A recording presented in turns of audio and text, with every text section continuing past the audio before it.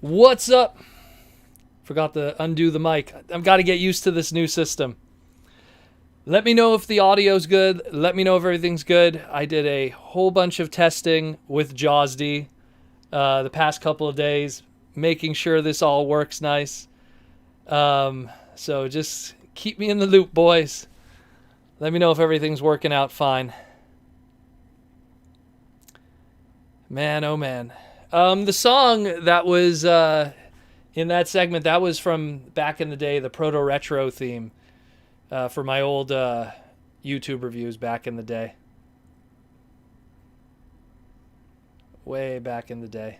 I probably have the MP3 somewhere uploaded if people want to download it and jam to it. I don't know if the camera's better. It's the same camera, but I did some tweaking here and there. Like there's little things that I did. Pretty much some of my like other streaming buddies, like shout out to Cook Sucks, shout out to a few other guys who are on Twitch, even Ego Raptor. They gave me little suggestions and stuff, and stuff to make everything look nice and professional. Don't you use the music for the end of your top 10s? I don't remember. I don't remember what we used. I don't remember. I know that me and JAWSD, we were just vibing, as someone said here. We're just chilling. But yeah. So we're here to talk about Transformers. This weekend would have been TFcon Chicago.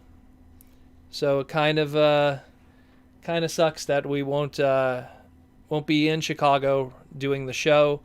Would have been really cool. Parts parties, charity auctions, all that kind of cool stuff. Would have been so cool to have all of that. But we got Aaron Archer in the house. Thank you, Aaron. Wanted to do something a little different with a little Cybertronian background and stuff. Have the sponsors on there. And now we'll be able to have guests in the future. And actually what I wanted to do too, but I didn't get a chance to mess with in this area here, I want to have the chat appear also. I want to have it that the chat could appear in the videos. Drinking with Aaron. Yeah, it would have been nice. Would have been nice to have everything. But it's a crazy world we're in right now, so just got to march forward and yeah, maybe the camera lags a bit. I'm still, this is going to be a learning process. I'm pretty sure we haven't seen the last of this. This is going to be a whole bunch of tweaking and everything. You live 20 minutes from where TFcon would have been held. Oh, man, that sucks. In all the years that TFcon has been run and all the years that I've gone, I've never been 20 minutes away from it. So I feel your pain, definitely. But yeah, we're just going to, it's number one, I hope everyone got their exclusives for the ones that they were interested in, whether it be the Batman exclusive, which that one sold out extremely quickly. I was shocked how quickly that one sold out. Thank you, Jim Sierra. Sierra's my favorite computer company. Love Sierra. Sierra Online for life. It's like there were so many cool exclusives this weekend. But, man, just it sucks that we weren't there for it. What up, Dark Renegade? Has the internet been updated yet? Unfortunately not. Everything's going to be a slow process. It's going to be upgrading the internet, upgrading the processor, so also, information could go quicker. This computer's an old computer and everything. I'm slowly doing everything. It's all the donations you guys give. It goes towards just making this podcast better. And talking to Cook Sucks, I learned just how pricey it could be sometimes. So definitely check out Cook Sucks' streaming if you want a IRL streamer. He's a crazy dude on Twitch. I'm on the big screen tonight. Nice. I hope I don't look too bad. Usually when it's on the big screen, it shows how choppy everything is in terms of quality. You would have gone to TFcon Orlando. Oh, that was the best. Like TFcon Orlando was such a huge missed opportunity because there was just so much stuff that was planned for that, and then just everything got totally derailed. Everything just got messed up. I'm just glad that it happened now and not last year, because last year was easily the best TFcon ever when it was at LA. And if it would have happened during LA, that would have been heartbreaking. That would have been heartbreaking, because that show was like BotCon level huge. Like first of all, BotCon has never even had a guest list like that in the past, so it was almost even bigger than BotCon. But you love Sierra Online games? What's your favorites? Mine is King's Quest, Leisure Suit Larry. Some of the Police Quest games are pretty good too. Those are my top 3. Leisure Suit Larry kind of rises above them all. Imagine, I was playing Leisure Suit Larry when I was like 7 years old. I had very weird parents. Really hope they have the Marvel Comics Galvatron 2 and Grimlock. Hope we get an opportunity for TFcon or... Well, we'll see what happens. Like, the thing is that now it's a matter of, nothing is going to be set in stone until things are really confirmed, until we get a really good idea of what's going on in the future. Like I always say to people, like, let's just see what happens after November. Maybe the world will fix itself magically. And that's coming from a Canadian who's wearing this. So I'm just saying. Can't wait to meet the TF fam in 2021. Yeah, well, let's hope so. What up, Danni? Let's hope so. Let's see what's happening. I want to talk about, actually, this came in the mail today. I am so shocked how good of a job Viz is doing with these releases. There was legitimately stuff in here that I've never seen before in my life in terms of art, and that's saying a lot from a guy who collects a lot of obscure Transformer art books and stuff. There was so much like Operation Combination and Battlestars art that I've never seen before. That was just absolutely incredible.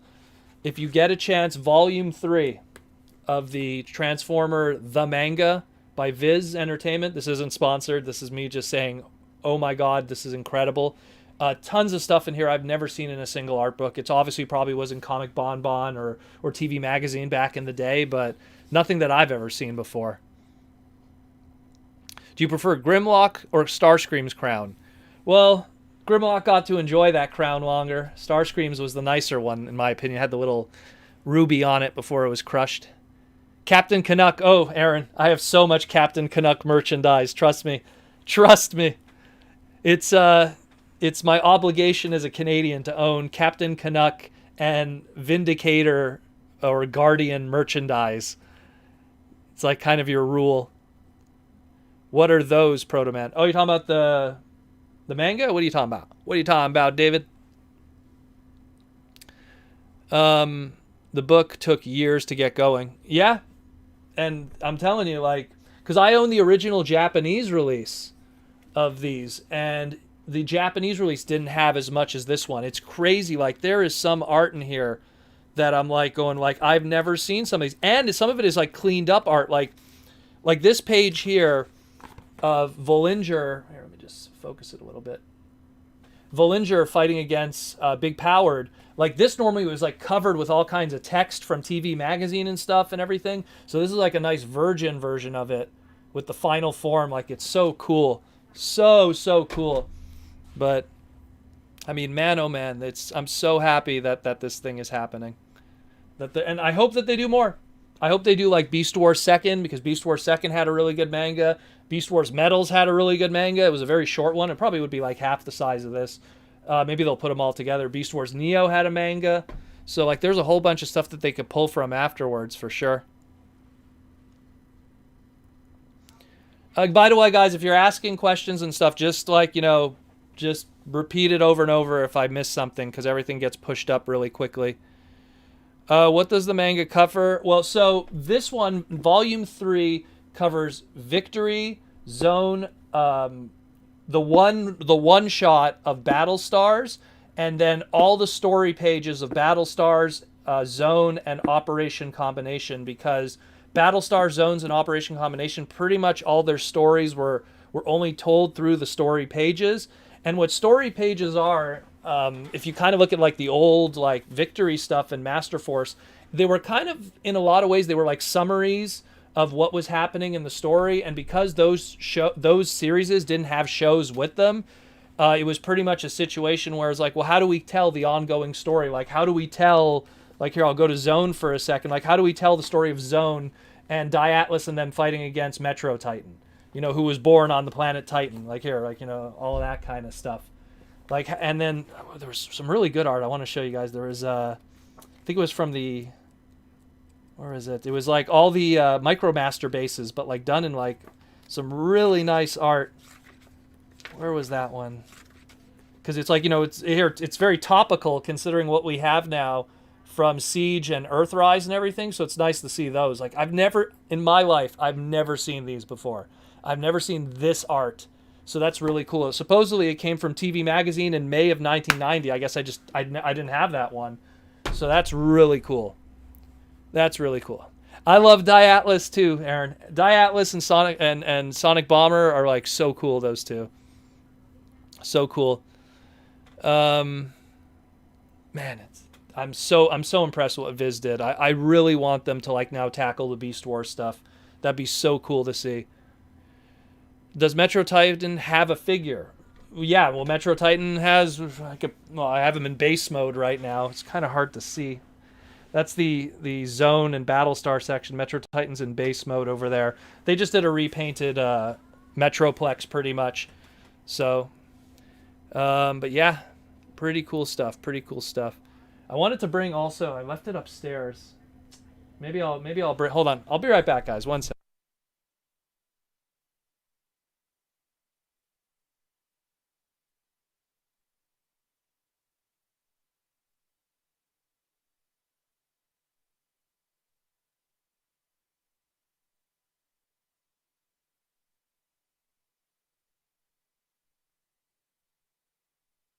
Sorry about that. Wanted to get everything together here for you dudes. There's so much stuff this weekend to talk about. I don't even know where to begin. What Transformer could symbolize your personality? Well, you know what's funny? Many years ago, there was a website. God, I forget its name. It was like a weird website.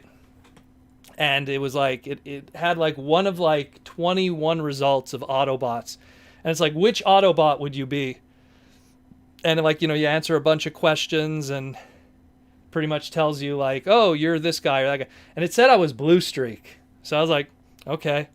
Casey Kasem. Very talkative, I guess. Maybe. I don't know.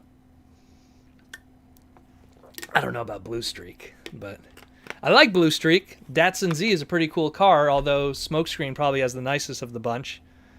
But still pretty cool. Still pretty cool. Oh, it's true. Yeah, and there's the Generation 2 manga. You know, the Generation 2 manga would have been really good. There's a Generation 2 manga. There was the beautiful animated one that was done by Naoto. Like, that's a really good one. I'm looking at all of them right now. Like, the Naoto manga. Let me pull that one down. Like, what was cool about that collection... Oh, it's in two pieces. So this is the box for it.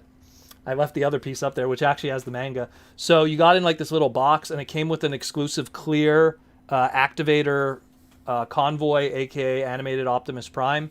And the manga's up there. I just pulled out the wrong thing. But, one sec. Grab that one. And this was the manga, which was very well done. Very, very well done. Like, there's Sari, when she became, I guess, cyber puberty, if you want to call it that, when oh, look at this one here. Samurai Prowl. Isn't that cool? Great art by Naoto. Great little manga. Pretty cheap, too. This was Transformers Animated Zakul, as it was called. Very cool stuff. Very, very cool stuff. Very, very cool. But, man, there's just, there's a lot of stuff going on this weekend. Did anyone see any of the panels that TFcon put? There was a whole bunch of pre-recorded panels that were put out. I know there was a lot of the old interviews and stuff. Those were put out too, so those were pretty awesome. What up, Larry? Favorite use of Siege Earthrise Prime? I don't know. Let's just go with the original for now.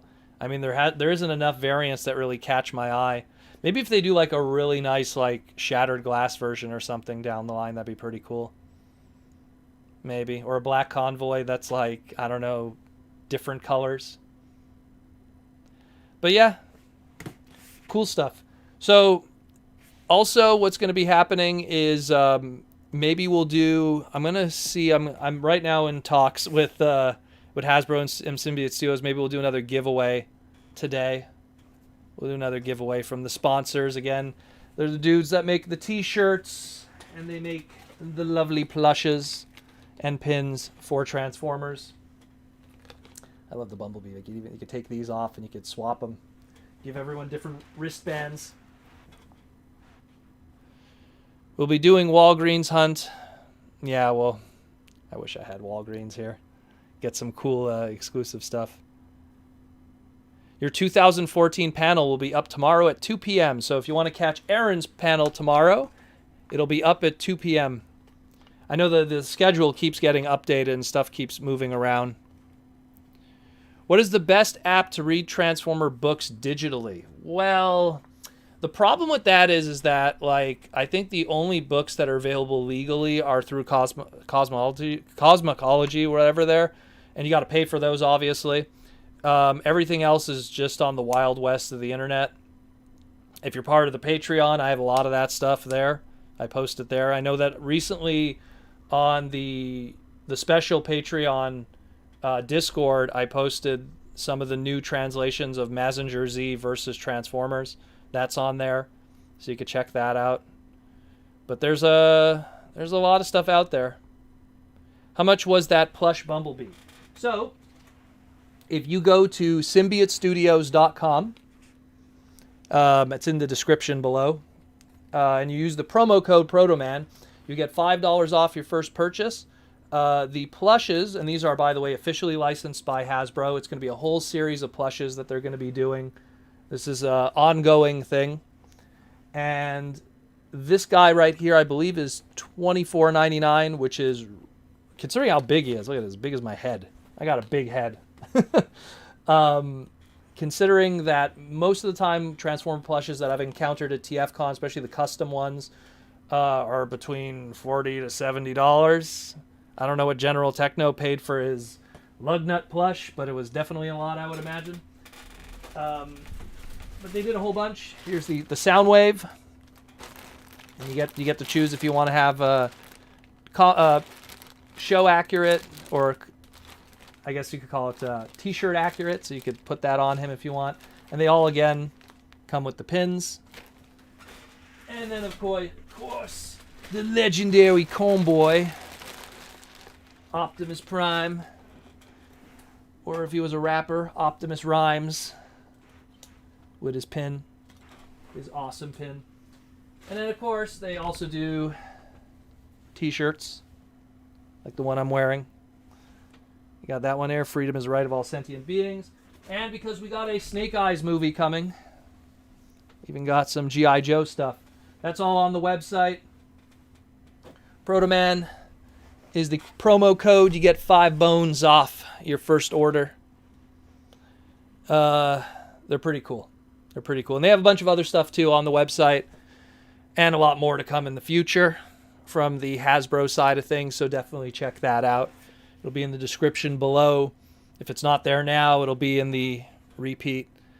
I believe there's hoodies too, but nothing of Transformer related right now. There's going to be more that's going to be rolling out in the future, but obviously right now it's just the plush, the pins. There's a lot of cool pins. I really like the pin sets, personally. But, I mean, there's more to come. There's way more to come. A lot of cool stuff on there. A lot of cool stuff. But, that being said, let's talk about Transformers. What was I going to say? So, oh, there's even instructions here. I didn't realize. It's the transformation for an activator. Because an activator needs instructions, of course. Which is crazy when you think about it. So it's been a crazy week. There was a bunch of cool reveals.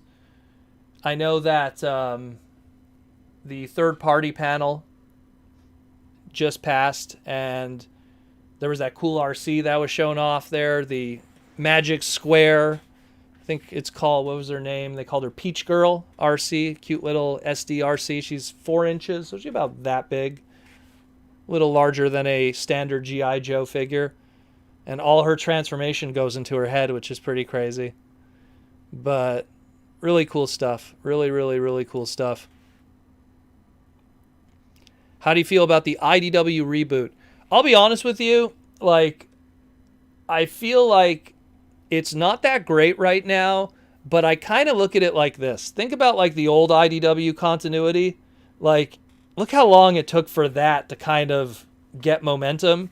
Like, were you all like super excited or loving the story when it was like Devastation or Deviation or Infiltration or All Hail Megatron?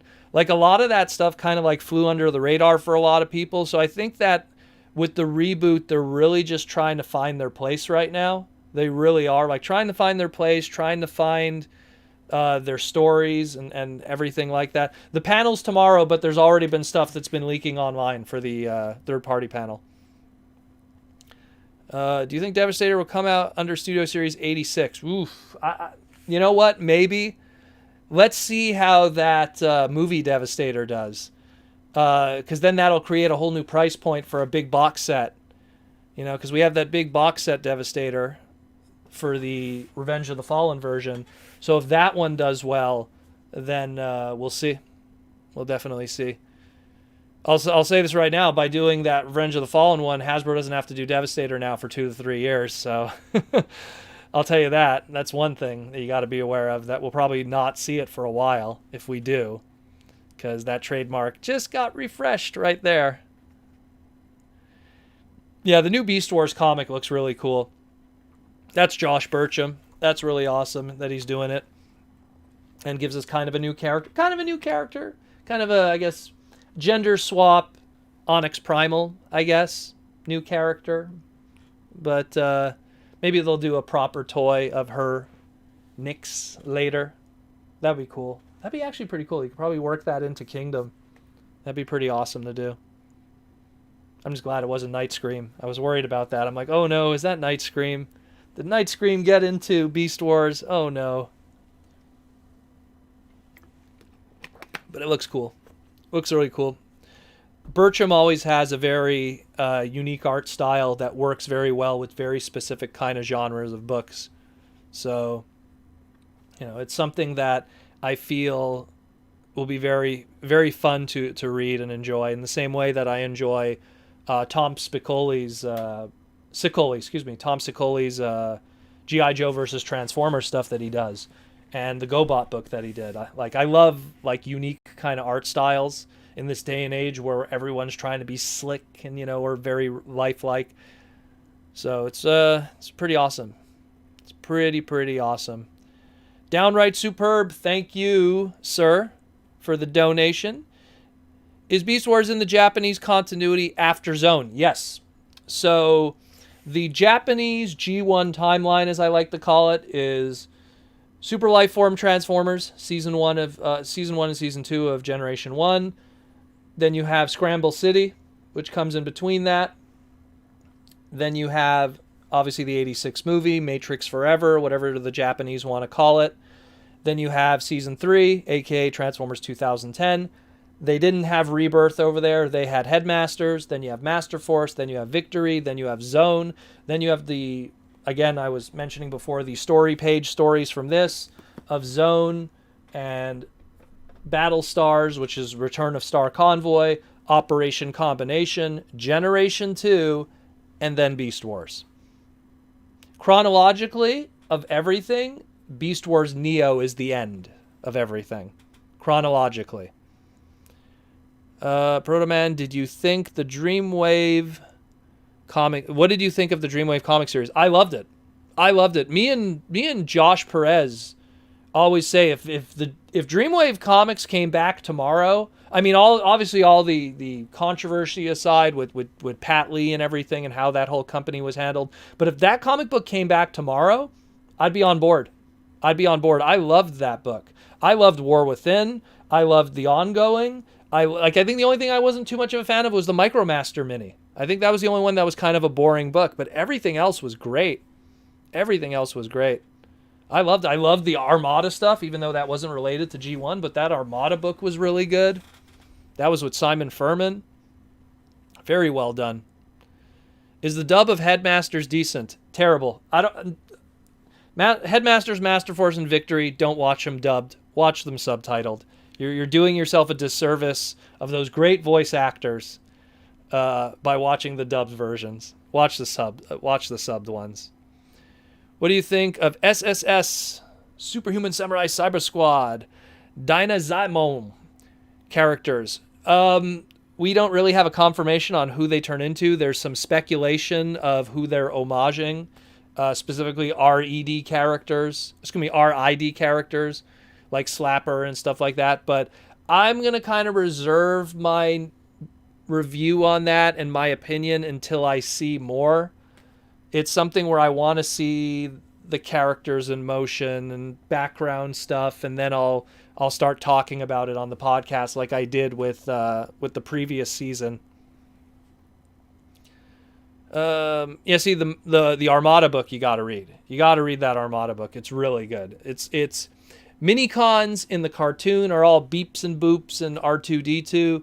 Mini-cons in the Armada book are actually like talking characters with souls and backgrounds and stories, and it's a different origin story too, so it's very well done, the Armada book. What do you think is going to happen to the Takara Armada Optimus Prime? I think it's still coming. I think it's just they don't have a platform to release it. It's something where it's like, well, think about it this way, like if they did it in Earthrise or if they did it in Kingdom, it would be kind of out of place. If they did it as a Hasbro Pulse exclusive, that would kind of work, but then would you want it to be a Hasbro Pulse exclusive? Because then you'd have a limited nature of getting it. What if it sells out and then that's it? Do you want it to be a Takara mall exclusive? You don't want that either. I think it's just, it exists and they just don't have the proper way to put it out yet. And look, maybe Armada Anniversary 2022, maybe we could have that. Think about it. Make it topical. 20 years of Armada. We have Aaron here. 20 years of Armada. Yeah. So I think they're just looking for the right place to put it. It's kind of like if we were shown like that Transmutate figure back in the day. It's over there somewhere. And then it was 2 years away from a Beast Wars anniversary. It would make more sense. Where are we at here? Will Armada Optimus Prime come with a minicon? I can't imagine why it wouldn't. When they did the previous Armada homages, I think Starscream didn't come with his minicon though, but I know that Hotshot did. Hotshot came with his minicon, so I'm pretty sure they'll give him Sparkplug. It'll also be a good excuse to get back that trademark. They haven't used that trademark in a while, a very long while. So, I could see that. I could see them putting it. I don't know why they did Galaxy Force Optimus Prime and Siege. I still to this day don't understand why that toy even exists. I really don't. And it's no offense to people who like it, but I mean, when you've owned the original, it's like, it almost reminds you of how different leader classes are today. When you mess with that original Galaxy Force Optimus Prime and then you mess with the new one, you're just kind of like, I really feel that was just more an example of heavy retooling and them just seeing what they could do. But we'll see. You mentioned the other day that Armada Prime suffers from GPS. I thought it was more like a vintage issue. So the gold brown on his arms, which also, I'm looking at the super mode there, they connect to make like some of the back area, and his ears in the super mode, super fragile. Be careful with that. They will break. We had a guy that I think it was TFcon's charity auction 4 years ago or 3 years ago. He brought his to sell, and then he transformed it into super mode to have it on display, and it broke. And I was just like, oh, damn. And so we just threw it in a big lot of figures afterwards because we couldn't auction it on its own. If you want, you got to get the Japanese version. The Japanese version uses yellow in those areas, and it's not as fragile. I know I have both right there. I'm looking at them. They're very cool. What happens when Studio Series runs out of 86 characters? Well, they're going to definitely balance things out. Like, let's put it this way. It's not like we're going to get all of the 86 characters in the next 2 years. You know, we're going to probably get all the 86 characters in the next 5 years. And in those 5 years, there'll be Transformer movies from outside that will also slow that down. So I don't think they're going to run out anytime soon. I really don't.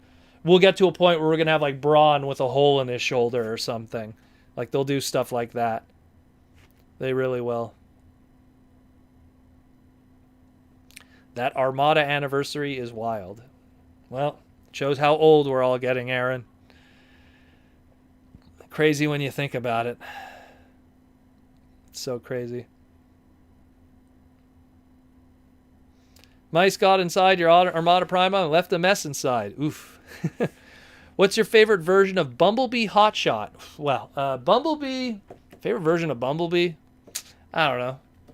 I kind of like his Pretender Shell Bumblebee. That one's kind of cool. That was always a really cool toy. That wasn't my first Bumblebee, but I think it was like my second one. And there wasn't a lot of Bumblebees, but the new Masterpiece is good too. Does a good job. Hotshot, I'm going to go with the Hot Rod colored... our Micron Legend Japanese version, Super Hot Shot, Super Hot Rod with the light up fist.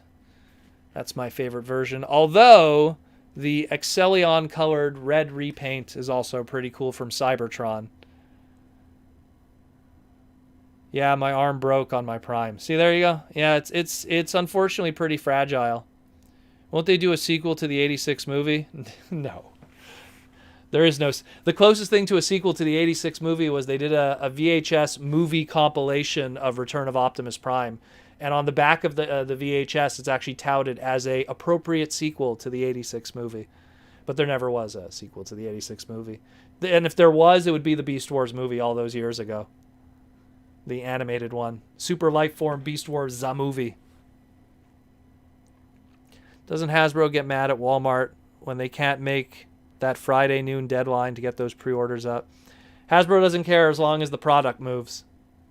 That's all that matters. If it sells out, victory. But it's also it's at that point if the product is purchased by Walmart, at that point it's Walmart's problem. Would Hasbro like it to sell? Of course, because it makes their product look good. It makes their product look valuable. Have you got MP44 Optimus Prime? Yes, I do. I do. I have MP44, I have MP10, and I have MP01.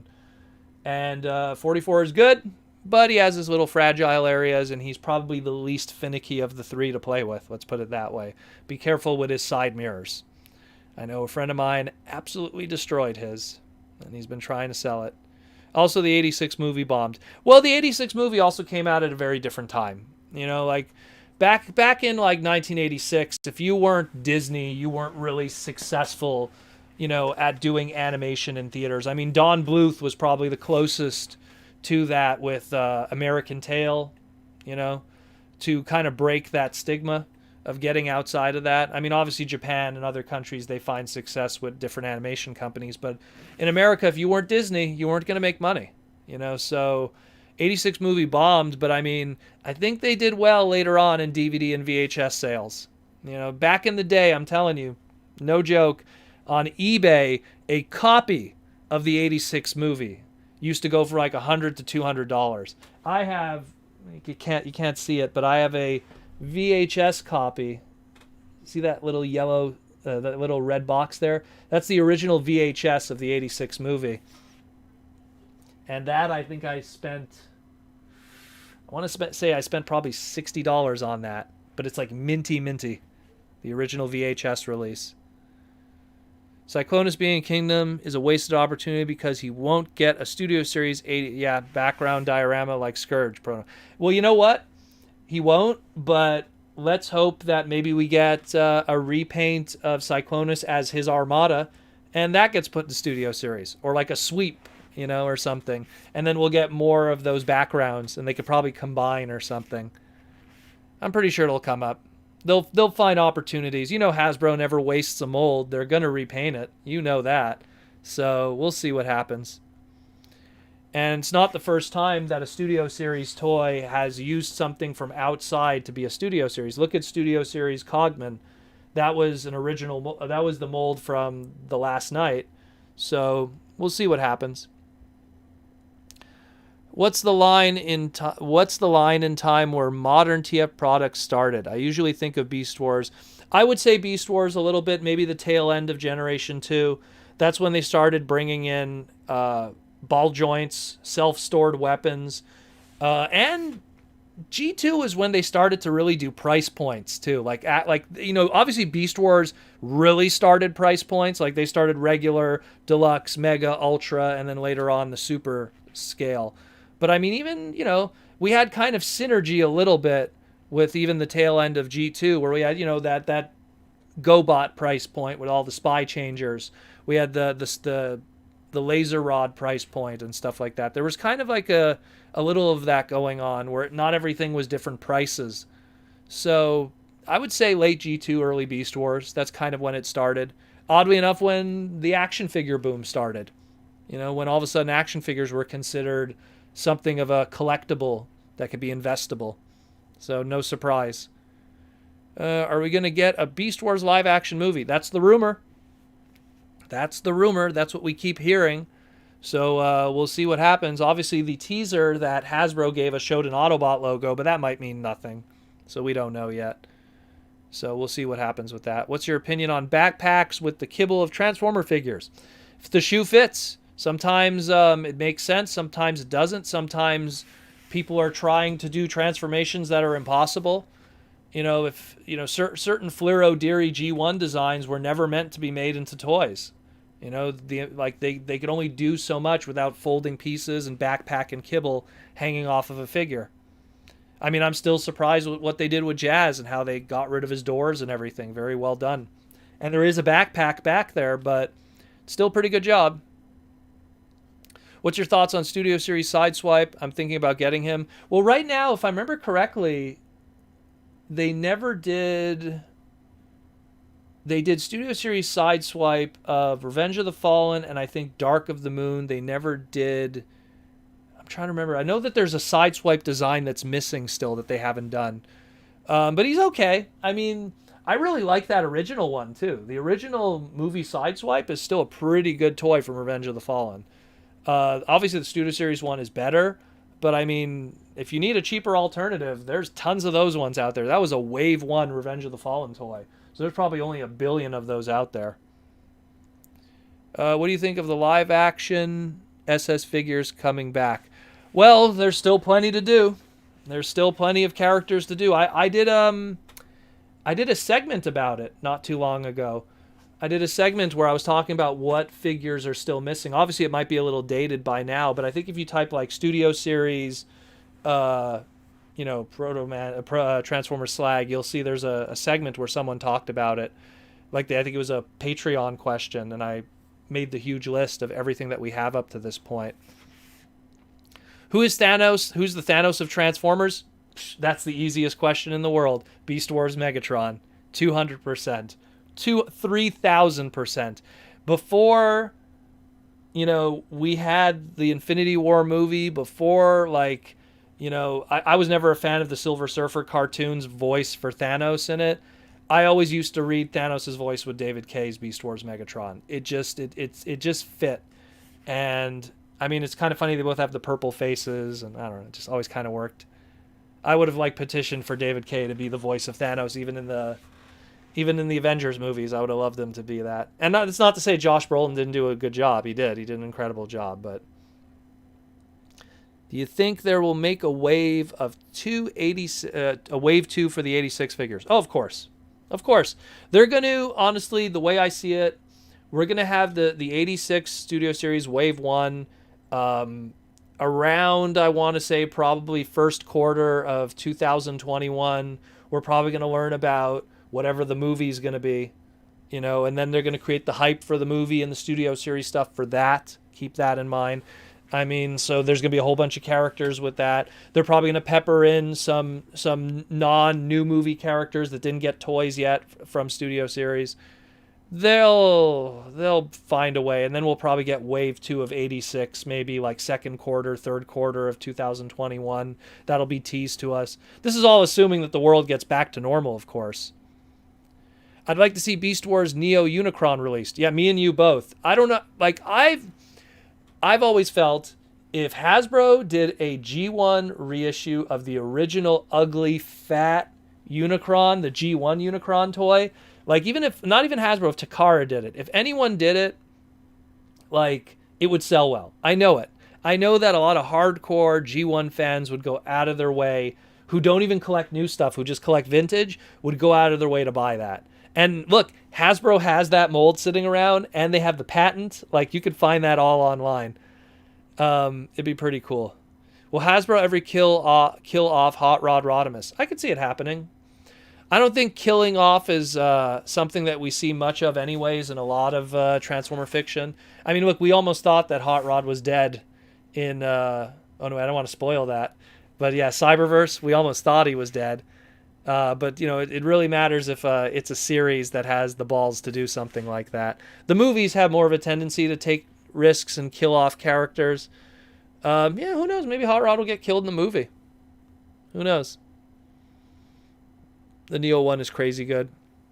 It's you know what it is? I like the Beast Wars Neo one. Its only flaw is it has those huge gaps where Unicron's horns are. I understand it was for like a chomping gimmick, but still, like, you know, still pretty cool. Are Bay movie fans angry with 86 characters and Studio Series line? Well, you know the old saying, they were there first. So, 86 movie came before Michael Bay movies.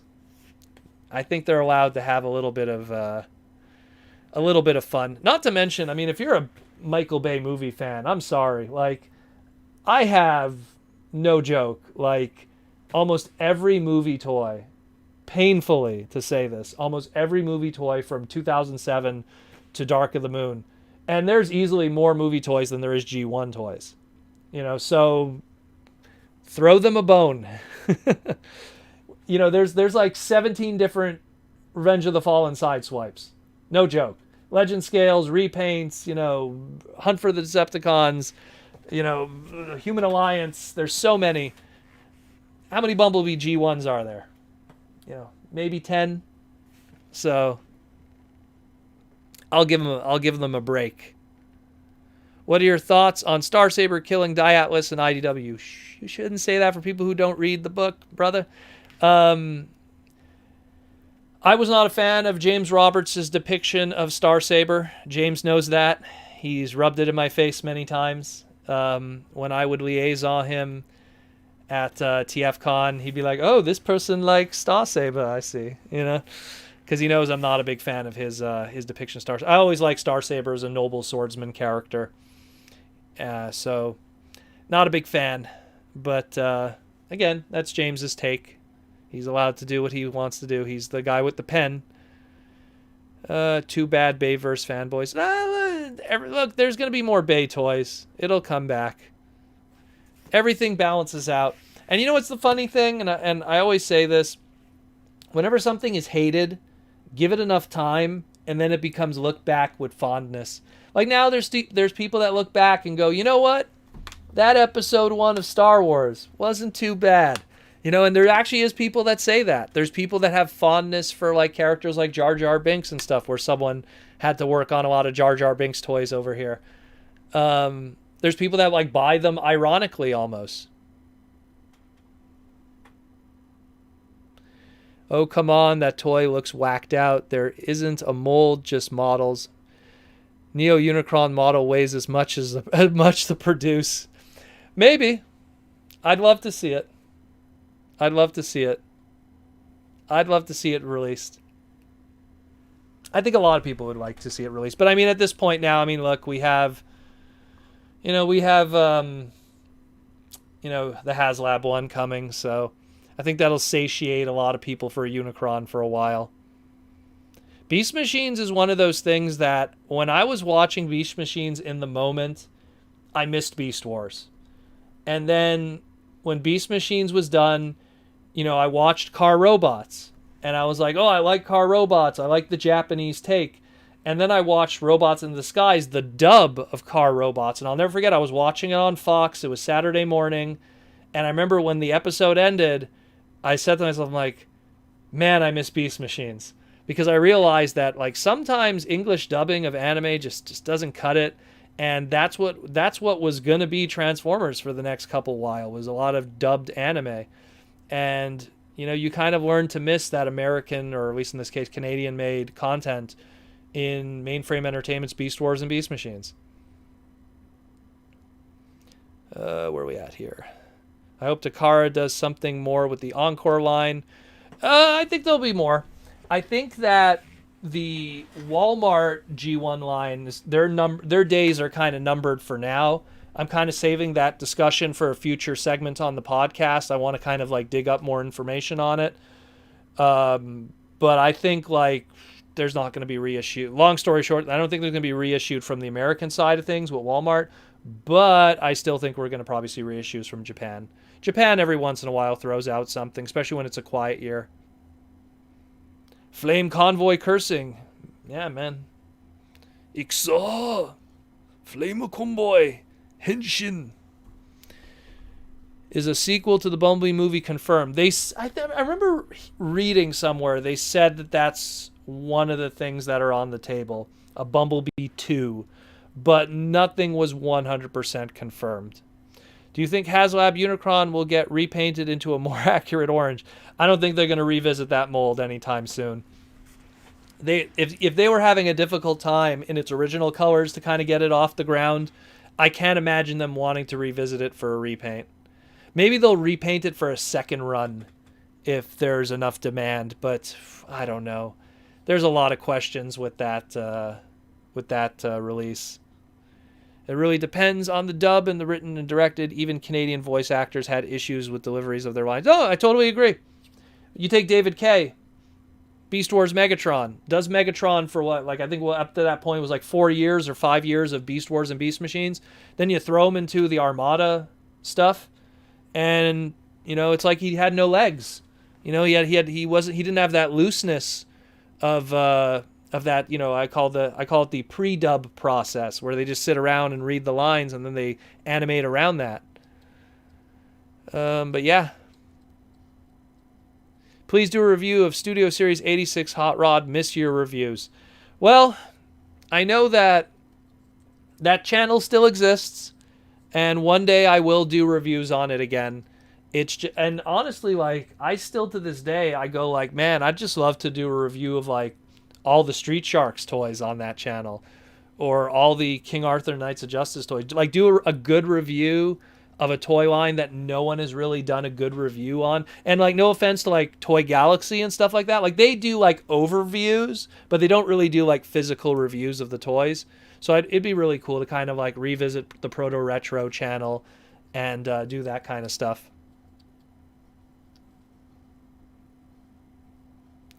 The entire Power of the Primes line passed for me. That was a good line. I liked it. There were certain... let's put it this way. I think it's the best Orion Pax figure we've ever gotten based off of the Fleur O'Deary design.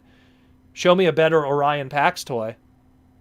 Please do a review of Street Sharks toys. Yeah, I would love to. I would love to. And I have almost everything. All I'm missing is the last wave, like all that rare UK limited release stuff, but otherwise I have pretty much everything. I even have like all the Street Sharks rings that came in a bar. Like, there was these Street Shark rings and they came inside a clear bar of soap, and you had to like use the soap and then the ring would be able to get removed. Like, I had all of those as a kid. Loved that stuff. I remember my mom buying it for me. I was so happy. My first one I got was who did I get first? I know I got Stripes, aka Streaks first, and then I think I got Big Slamoo, and then Ripster I got last, and then, I think I got Jab, and then I got Big Slamoo. I love those. Love them. What up, Protoman? Why is the stream instead of primarily because I don't have a proper camera yet. Everything is a slow upgrade. Like even what we have right now, this is just a learning curve. I'm still like, when this is all said and done, I'm gonna go back and rewatch this, and I'm gonna like criticize. Oh, is the audio quality like you guys can't see, but like, you know, I'm using this now. I'm using the microphone here. I want to make sure the quality is good. Before I wasn't using the microphone. I was using the microphone from the webcam. So I'm gonna try to figure out all the little hits and misses from this today, and I'm gonna also do some more testing with Jaws D to be able to have guests and have a second screen so we could have people on the show and they could show off stuff. Have Aaron Archer's face, his pretty face. We'll have him probably sitting with his camera like this. I know that Flint Dilly, that was the interview. Flint Dilly was just like, he was like in his backyard with a swimming pool. But we'll see what happens. Do you think we'll get other 3 headmasters? Well, that depends. What if those other headmasters don't sell well? We won't get Highbrow, we won't get Weird Wolf, and we won't get Skull Cruncher. But we'll see what happens. I think those ones were chosen, I want to say, more for trademark reasons. That's the primary reason why those ones were picked. Skull Cruncher just had a Cyberverse toy. Highbrow, I don't know. I'd have to look it up. I don't think there was a Highbrow since the last Titan Returns figure, I want to say, unless I missed something, because I know the only other Highbrow is a movie Highbrow, and it's definitely not that one. Protoman is a treasure trove of nostalgia and pulp culture. I'm a Protoman Mark. Well, thank you, David. You know what's funny? It's in the other room. You want it? So, I still, to this day, the only way I'm able to do a lot of my vintage shopping now, because obviously flea markets in this world today, you can't do flea markets. So, I recently bought, I'll show you guys. One moment. Let me get him.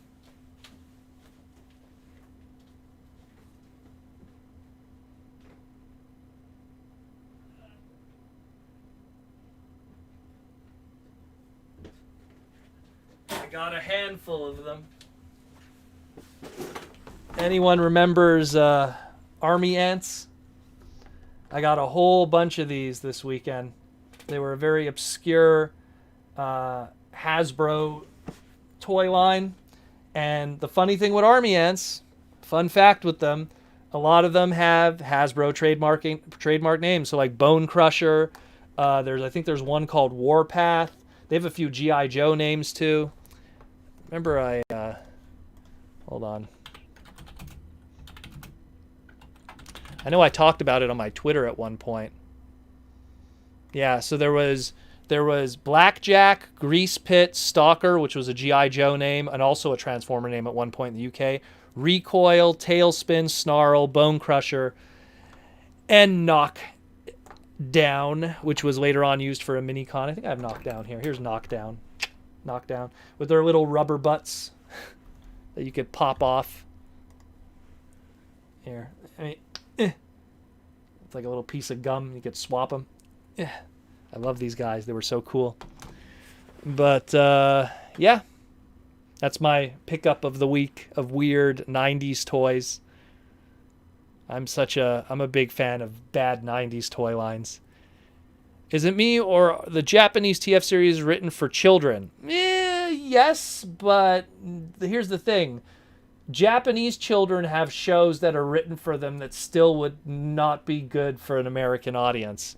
Like, you could say, like, oh, the Headmaster's cartoon is written for children, right? Let's see now. Ultra Magnus dies. A whole bunch of inconsequential Master Planet characters die. You know, technically Convoy dies, Optimus. You know, like, pretty brutally, too. Like, when you go to, like, even something like Victory, like, you know, the way Death Cobra died, he was shot right through his chest, and they showed the gaping hole. Or when Deathsaurus was, you know, again, I'm spoiling everything, but his eye was taken out, and then he was, like, blood and everything, like mech fluid. So, I mean, yes, but not really. You convinced me a couple enough months ago to watch Top Gun for the first time. Thank you. It's a good movie. I think Top Gun's biggest selling point has an amazing soundtrack. It's one of those 80s movies that has an incredible soundtrack, very iconic.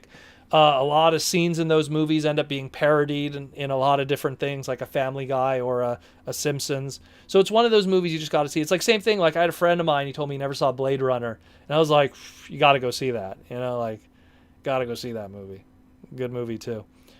Who wants to see Maverick repainted as Skystalker? I think that's going to happen. That's going to be another thing where it's like they're not going to waste that mold. They're going to repaint it into something. I had those when I was younger. That's what those were. Talking about the army ants. Where's my favorite one? I love that general guy. Where is he? I have so many here. Where's the blue general? Oh, maybe I left him in the other room. That's weird. Thought I had him here. I have a whole bunch. I picked up a whole bunch today. Love these guys. They're so cool. Proman, I'm not sure if you answered last time, but did Takar officially acquire the Porsche license for potential Masterpiece Jazz? Well, the thing is that it's not that they acquire the license, is that Porsche is owned by Volkswagen. That's the reality. Volkswagen many years ago bought Porsche because Porsche was in financial issues. So we got a Masterpiece Bumblebee twice. So technically, they could do Porsche. They could. They could do it whenever they want, because if they did Bumblebee, they could do Porsche. So it's just a matter of when they want to do Porsche. That's all. The only reason why we didn't have a more accurate Porsche on the Studio Series is because, number one, if you want to be completely animation accurate to Fleur O'Deary's designs, they're not going to be looking like those cars. And number two, then you don't have to pay Porsche. I'm actually talking to this one. I should be talking to this microphone. Then you don't have to pay Porsche a license. You don't have to put it on the box. You don't have to go, oh, hey, it'll put a little Porsche, in the corner or something. So, yeah. But that's the long, short answer to that. Did anyone find Thrust and Target yet? Anyone? I don't have a Target here, so I don't know. I do not know. Surprised you got these ants and Hasbro didn't take an opportunity to name one Inferno. Yeah, it's true, eh? No Army Ant Inferno. You know what? But there's no fire ants. Cause you have these red ones with these butts. Didn't make the normal. That makes a sound. You got the underwater one. These little. I love these guys. It's so hard to find the accessories, though. The accessories always get lost. You have this guy here. Looks like he's dancing, but it's actually because he has a giant, Gatling gun. So cool. Is there only one dead universe, or are there more than one? Because if there's only one, could you travel between universal clusters after the Shroud? Well, the argument of a dead universe also comes from the fact of a universe that has been eaten by Unicron. And I know that the Armada comics kind of touched on that a bit, where it's Unicron, he goes from universe to universe, consuming it all, and then moving on to the next one or something. So, I mean, maybe there is. Maybe there's other ones, depending on the continuity. Who is your favorite figure out of the War for Cybertron line? I don't know. I haven't gotten any of those Kingdom ones yet. Let's go with what we have thus far. Who? I don't know. That's a tough one. There's a lot of really good stuff.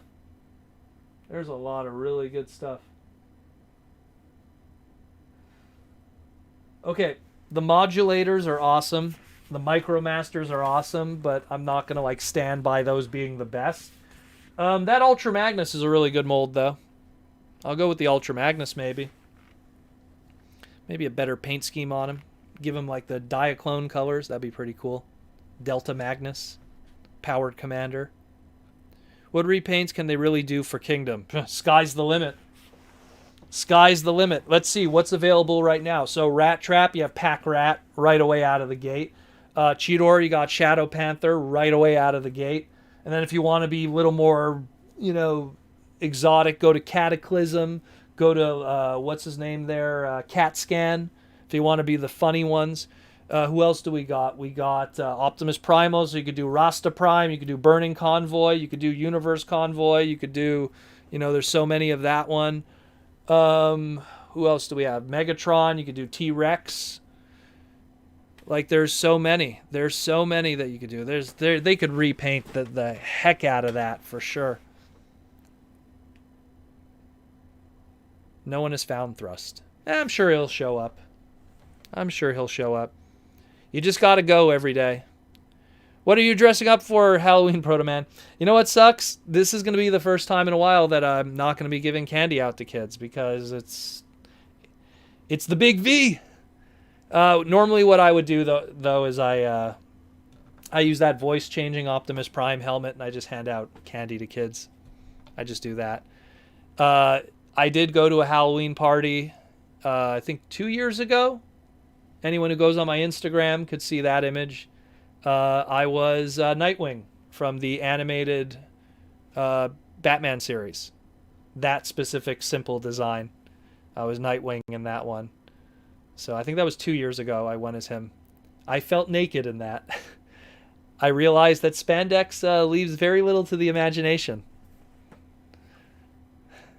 Very, very little. But, yeah. We'll see what happens when this year is over. Everything that we were all hoping. If there's a Rampage for Kingdom, it could be done in Shokarak. Of course, yeah. Almost every Beast Wars mold had some kind of built-in repaint back in the day. So it's something that, I mean, look, even like Depth Charge.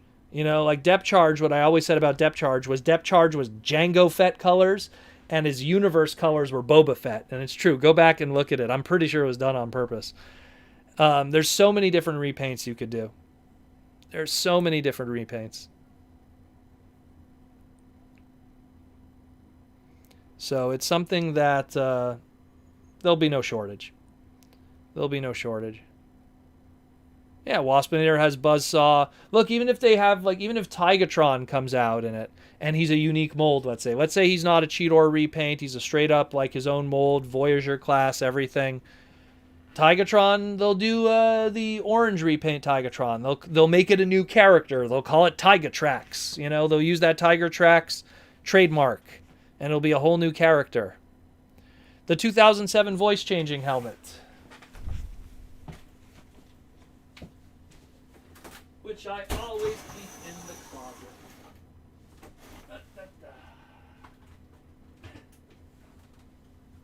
Where is it? There it is. All the little helmets. What if the batteries still work on this thing? Probably not. I probably took the batteries out. This thing. Where's the button on this? It still work? I am Optimus Prime. So this is how... Oh, wow. That sounds terrible. I am Optimus Prime. Does this still work? Let me see. Test. Oh, wow. When you put it near... That's crazy. When you put it near a speaker, it freaks out. That's crazy. Test 1, 2. Well, that shows what happens when you don't change the batteries in this. Oh, well. It was a weird helmet. So I would greet the kids like this, pretty much. Is this how we're going to do the is this going to be the thumbnail for the podcast? Yeah, that'll be the thumbnail. That'll be the thumbnail for the podcast. Ugh. That'll be good. I have the Bumblebee one too, and a few others. I have that cool Bumblebee hand one also. Keep that one in the closet. Keep it in the closet.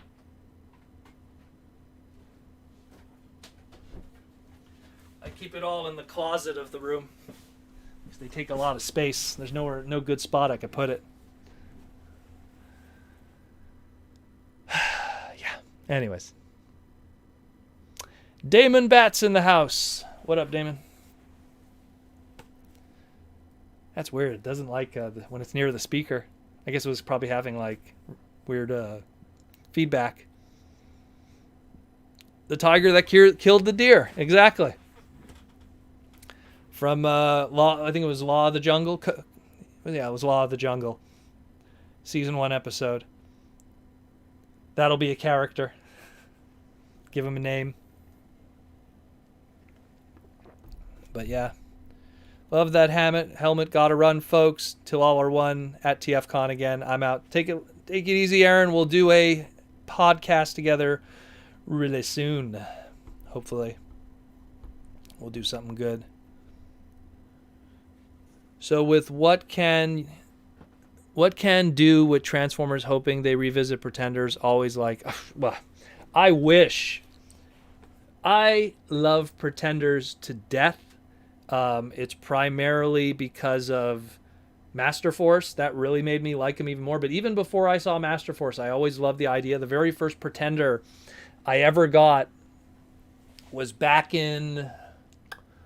I was in grade 8 in high school, so that was 1997.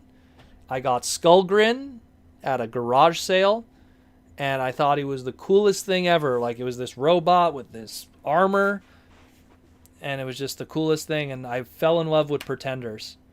And then I saw Master Force, and all of that made all the more sense. I want more Pretenders, but it's like at the moment, this is what we're gonna get for Pretenders from Hasbro. So maybe one day they'll change their mind on how they want to do the idea.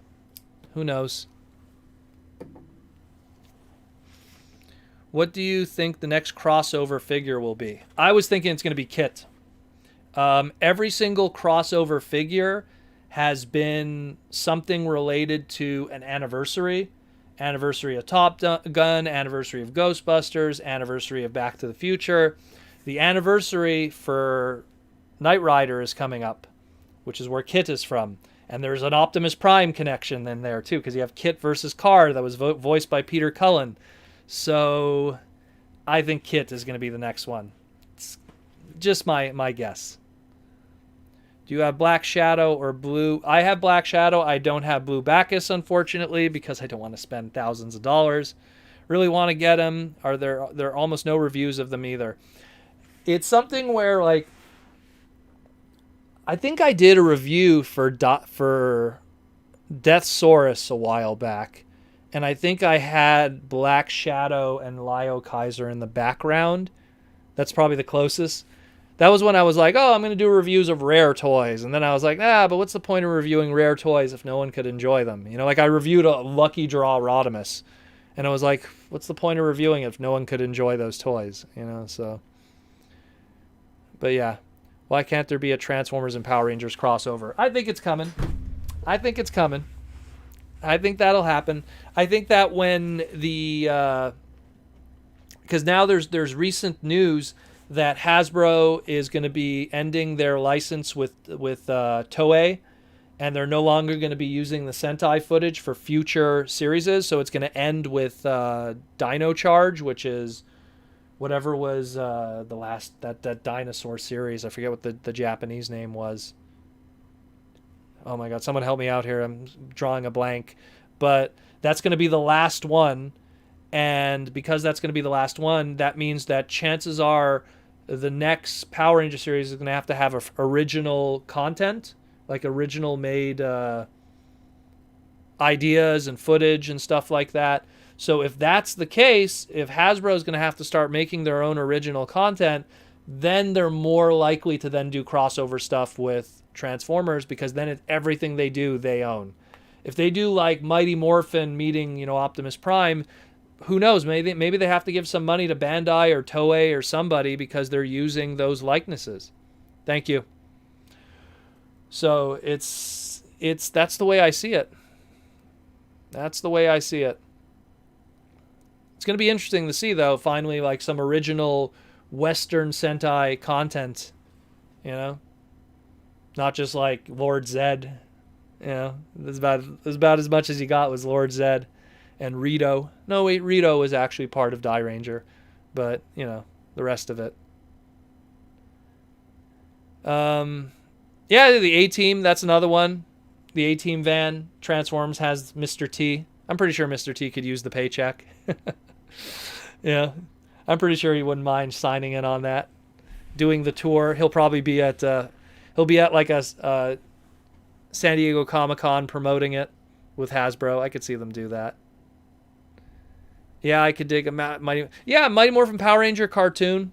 Like I see them really taking the brand in the way that Transformers has the legacy where we always fall back on G1, but because Power Rangers has such a, Sentai has such a groundwork of always changing every year and refreshing, where Transformers recently especially has not been like that. Now Hasbro could kind of do that. What does that mean? If you don't like Mighty Morphin, or if you hate that kind of G1er mentality of Mighty Morphin, got some bad news from you. You're probably going to see much more of it in the future.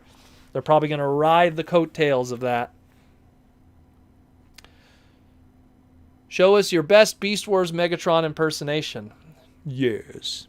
Archaic and young guzzlers, how dare they, unwilling as I must to follow my namesake's instructions, and yet it all be let down to this, a day of reckoning with those who made us slaves. So we are now face to face, Optimus Prime. In one future you become the great leader of the Autobots, but time shall take a different toll, yes. Computer, all available power to primary weapons.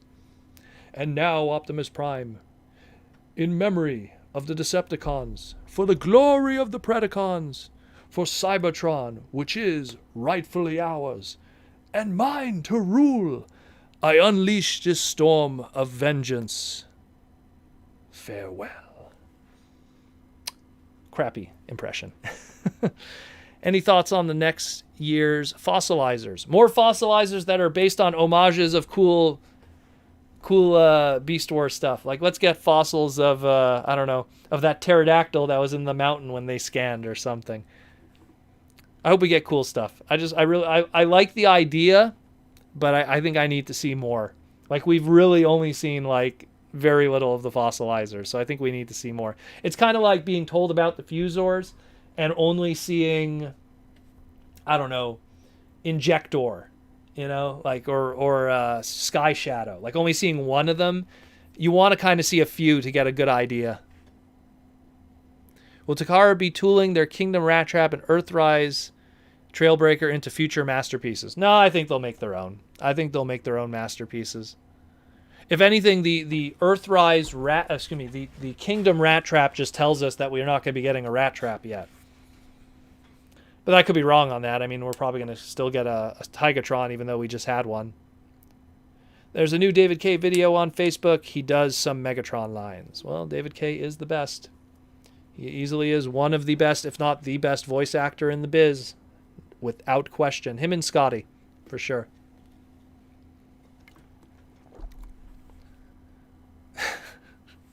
Imagine someone just got on the stream and saw you monologuing.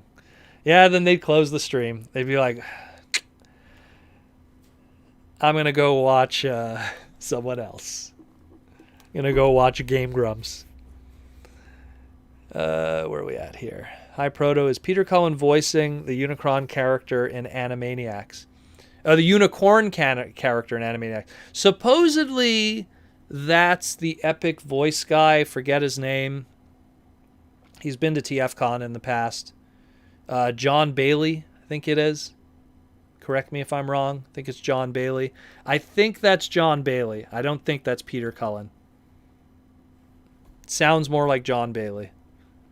A lot less like Peter Cullen. There should be a new Transformers Beast Wars show with Transformers G1 cast having beast modes.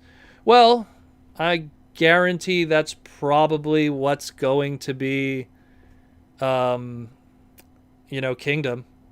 I think that if you're waiting for a Beast Wars return, in a sense, it will be whenever that Netflix Kingdom series happens. And whatever direction they want to go with that. I hope S.J. DeSanto, or whatever his name is, I hope he does a good job. I hope they really focus and give it that beast edge. Hey, FJ, call me. We'll do it right. Would you say I-Gear Shafter, which is a figure I learned from you, is the best version or generation scale Erector? See, because I have both versions. I have also that Masterpiece one there. Yeah, I think the I-Gear one is better. See, the cool thing with the iGear one is what I did was, here, let me get it for you. I'll show you something.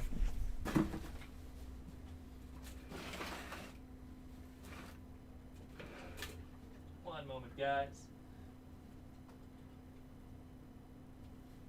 So a cool thing with the iGear one I find is if you get the iGear version of Shafter, aka Erector, and then you track down, this is Hightower, his repaint. This is like the Robots in Disguise Hightower. If you get his repaint, it's a really good trailer, like trailer base for Shafter. So if you could track him down, just this figure alone, which sometimes people sell the broken up sets, you could probably get him for like 20 maybe. I don't know what the price is right now for him. It's a really good companion piece, so you kind of have like him with his trailer in a lot of sense, because you could kind of make a fan mode with this and make a base mode like I did.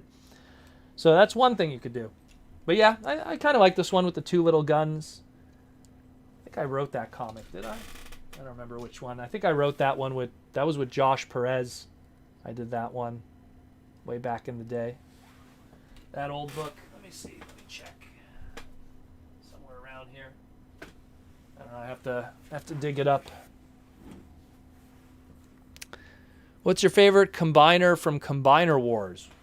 From the American releases, I probably would have to say the G2 Stunticons, with obviously Defensor being a very close second place, because those were some really good molds, and Defensor is one of my favorite combiners. He's not my favorite combiner, but the G2 Stunticons was a nice touch. I really like that they did that.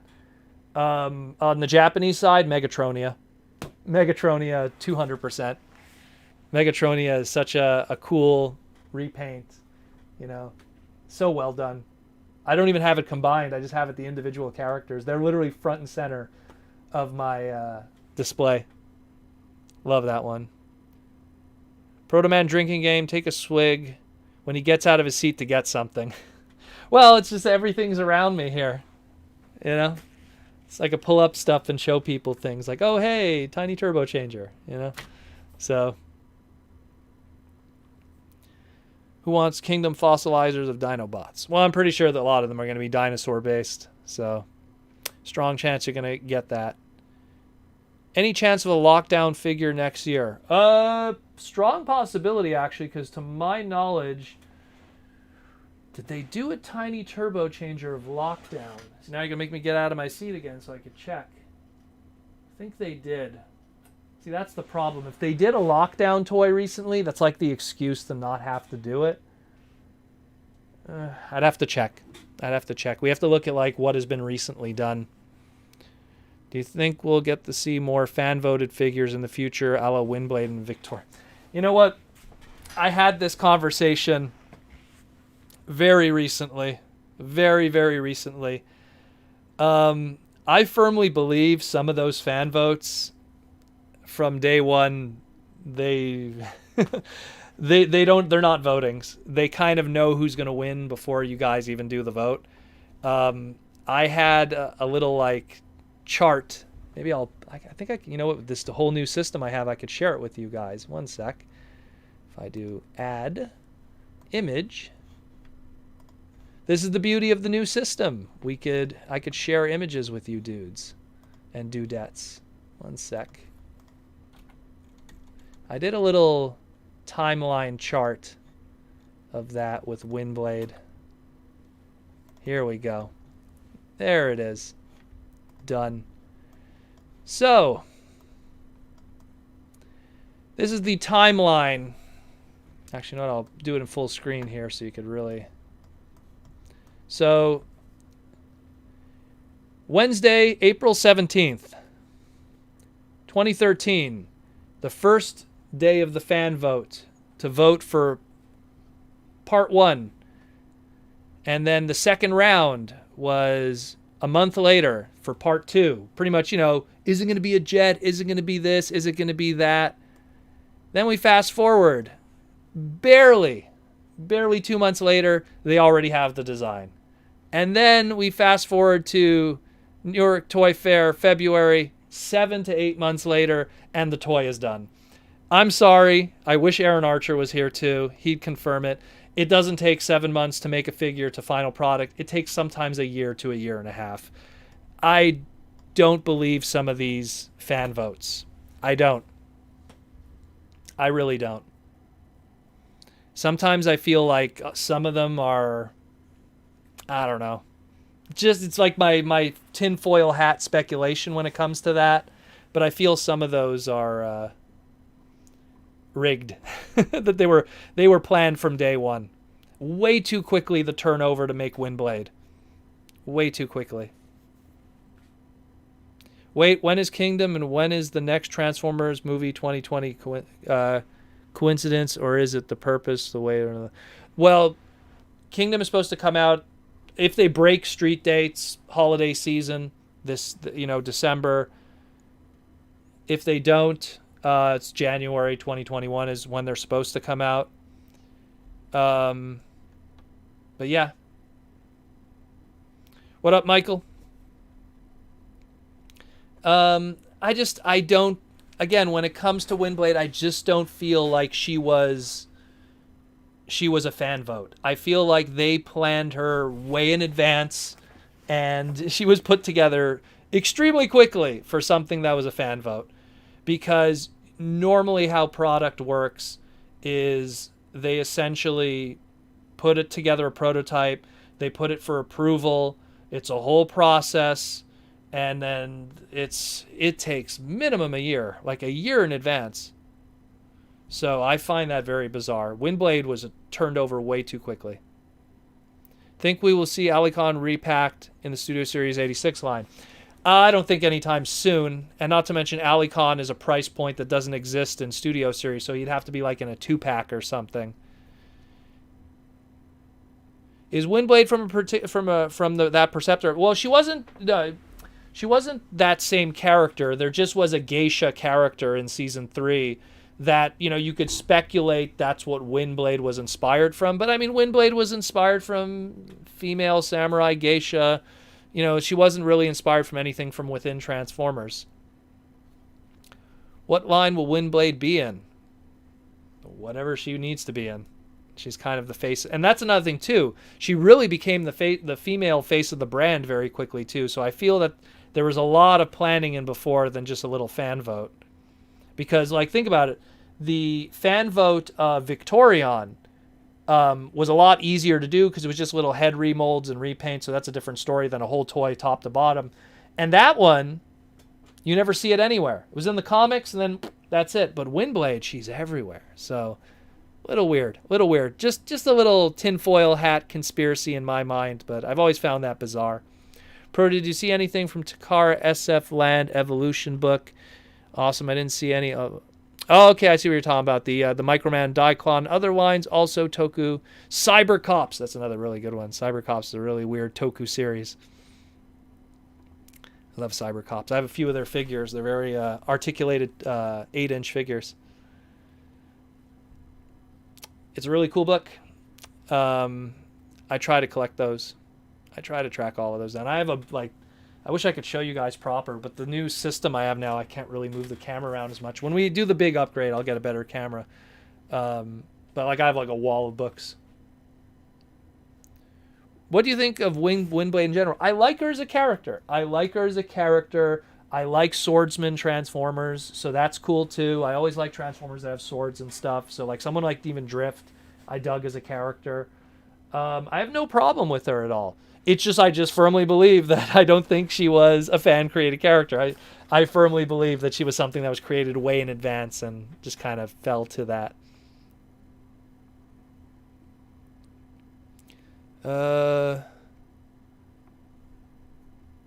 Yeah, why aren't they 2 or 3 a year ahead on new toy lines that they're coming up with? Well, think about it this way, right? It's every time we learn about product, it doesn't come out for a year, And that means it was engineered a year even before that. And Aaron Archer, I remember when we had him on one of our streams, he said that when he was working on Age of Extinction stuff, that was 2 years out. So there's a long process with a lot of that stuff. There's approvals, safety stuff. We had a finished, hand-painted Windblade figure at Toy Fair within 7 months of the last part of the voting. So it didn't make any sense. Impossible. If your house were to burn into a horrible fire, what 5 Transformer figures would you save if you could? And it can't be 5 Hot Rods. No, it wouldn't be. It would probably be my first Blaster figure that I had growing up. Probably my first Hot Rod figure, which is actually a broken Hot Rod figure. It's not even a minty Hot Rod figure. It's a broken G1 Hot Rod figure. Target Master Hot Rod. It would be... Who else I would...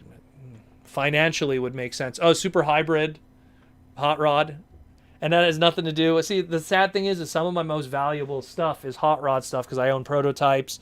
I own, like, one-shots and stuff like that. So, obviously, I'd want to sell the stuff that are the most financially valuable. If it wasn't a Hot Rod, let's say it was a prototype of, I don't know, a good prototype of value, like a Masterpiece Optimus or something, I'd take that.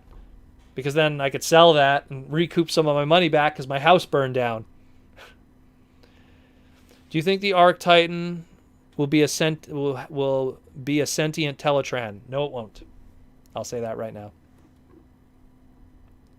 Do you think there's a chance of getting an 86 Devi? I think so. I think that I mentioned it before at the beginning of the stream, but if that Studio Series Revenge of the Fallen Devastator box set, if that thing sells well, that will tell Hasbro, oh, big box set combiners for Studio Series sell well. So guess what? They could do it again. Will they do it soon? Probably not. Primarily because we just got a Devastator. So they don't need to do one for a while. They can, especially a character like Devastator where you don't see that very often, they'll wait. They'll wait 4 years. As much as that might sound like bad news, but they'll definitely wait 4 years. Actually, it seems that Hasbro cares a bit more on some toys. There's a rumor about Siege Hound being canceled. Being a canceled leader for Power of the Primes. Remember the next Prime vote? Well, again, the votings are always kind of iffy. Like, I mean, obviously some of the other stuff, like, you know, vote for the next G1 reissue. That one's easy to believe that could be legit because, I mean, those molds are ready to go. It's just a matter of, you know, who wants what. And in that case, if the fans say they want one more than the other, it almost financially makes sense for them to do that. But that's a whole other story. Do you remember Loyal Subjects? If so, what is your opinion on Transformer stuff they did? I like them. You can't see because it's hard to tell from the lighting, but my Loyal Subjects collection is there. They were okay. I find that Transformer fans have a very difficult time enjoying product of pre-existing characters that don't transform. It's just ingrained in us. So, like, you know, when we had Mighty Mugs, way back in the day in 2006, 2007, 2008, they didn't do well. They lasted like 2 waves and they got discontinued. And Loyal Subjects was a lot of the same thing. Like, Transformer fans really want to have stuff that transforms. You know, if you're going to own a Jazz figure, Loyal Subject, blind box, $14.99 a pop, you rather put that money elsewhere. You know what I mean? Like, you really would. So that's why they didn't do well. And it's something that I could see probably in the future being done differently. I mean, if Loyal Subjects is going to do stuff with Transformers, like, you might as well do weird characters, but then no one's going to want to buy those either. Like, if you start doing Master Force characters, yeah, it'll be cool because it'll be different, but no one's going to care. But if you do Soundwave and Optimus and Megatron, Starscream, yeah, some people are going to buy those, but at the same time, they're not going to sell very well, which is why Loyal Subject isn't doing it anymore. I mean, I'm really curious how those Funko Pops are going to be, because I know the Funko collectors are going to buy it. Not Transformer fans. Funko Pop collectors are going to go out of their way to buy them, and that might alone just justify everything. It's kind of the same thing with the Transformer Star Wars line that we had back in the day. That line lasted as long as it did, not because of the quality of it, but because Star Wars completists were buying Transformer toys for the first time. So they were going out of their way to do that. That's pretty much what it was. So it's something where the way that I see it, like, just in my opinion, just not, don't have much hope with transforming non-transforming transformer product. It always has a weird shelf life. Decoys didn't do well. The Mega SCF PVC collection came out during a very good time where there was no G1, so that did well initially, and then it got discontinued almost instantly by the time the Armada stuff rolled around. I mean, let's see what happens with the RED stuff, that robotic enhanced design stuff. Who knows? Maybe that stuff might not even do well after 2 waves. We'll see what happens. I saw it in stores. I looked at it, and I was like, I'm not spending the value of a Voyager for a non-transforming Optimus Prime. I'll wait for that when it goes on sale. And then I'll get maybe Soundwave or something, or Megatron, because they look kind of good. The Optimus looks terrible. I don't think it looks good at all. Well, of the Funkos, the Jetfire one is the most interesting one because, you know, it's like, wow, they can do that. See, Robot Heroes I liked. It was cute. It was small. It was fun. After 3 waves, they killed it. It didn't last. It's very difficult to get people to buy that stuff. Heroes of Cybertron. 2 waves, they killed it. Robot Heroes 3 waves, they killed it. And to recoup the costs, I remember they started using the G1 Robot Heroes as blind pack figures in the UK. Who's the golden boy of Transformers? If you're referring to Kintaro Oe? It has to be someone that really wants to gain knowledge. That's a tough one. Because, like, usually you have characters in Transformers that already have knowledge. I don't know. The Kintaro Oe of Transformers. I do not know. Well, again, non-transforming Transformer toys, it's not that I hate them. I like them because we end up with some really nice statues and figures. Remember the Revoltech Transformer line, which was based off the Dreamwave designs? They did Starscream, Megatron, Optimus, Ultra Magnus, and Hot Rod. I loved those. I thought they looked cool. Got canceled. Nobody liked them. No one bought them. If they did well, they'd continue and we'd have a long ongoing line of them with tons of them. It's always been very weird. A majority of the fandom is really not interested in that stuff. Really not. Who do you want the mini bots for the War for Cybertron trilogy? Brawn, Outback, those are always my 2 favorites. Maybe revisit Cliffjumper again. I love the mini bots, but like I always like Brawn and Outback, Cliffjumper. Those guys kind of, they rise above. They're always been kind of personal favorites of mine. I've always loved Brawn. Always had a soft spot for him. I remember when years later revisiting the 86 movie and then realizing, oh yeah, it was Brawn that died in that scene, and going like, man, that kind of sucks. I really like Brawn. Yeah. I have some of those figures set up around my TV. Would you say Tiny Turbo Changers are better evolution of Robot Heroes? And well, Tiny Turbo Changers came out around a time when blind pack stuff was really popular because of Lego. And Tiny Turbo Changers, I have the box here. Like, I always keep the box of them nearby. But Tiny Turbo Changers, their primary function is keeping trademarks. That's why those kind of lines exist. You know, like Bot Shots, you know, and Creo. Like those lines are also put into Inception to keep a trademark. You know, I wouldn't be surprised if part of the reason why RED is going to exist is to keep some of those trademarks.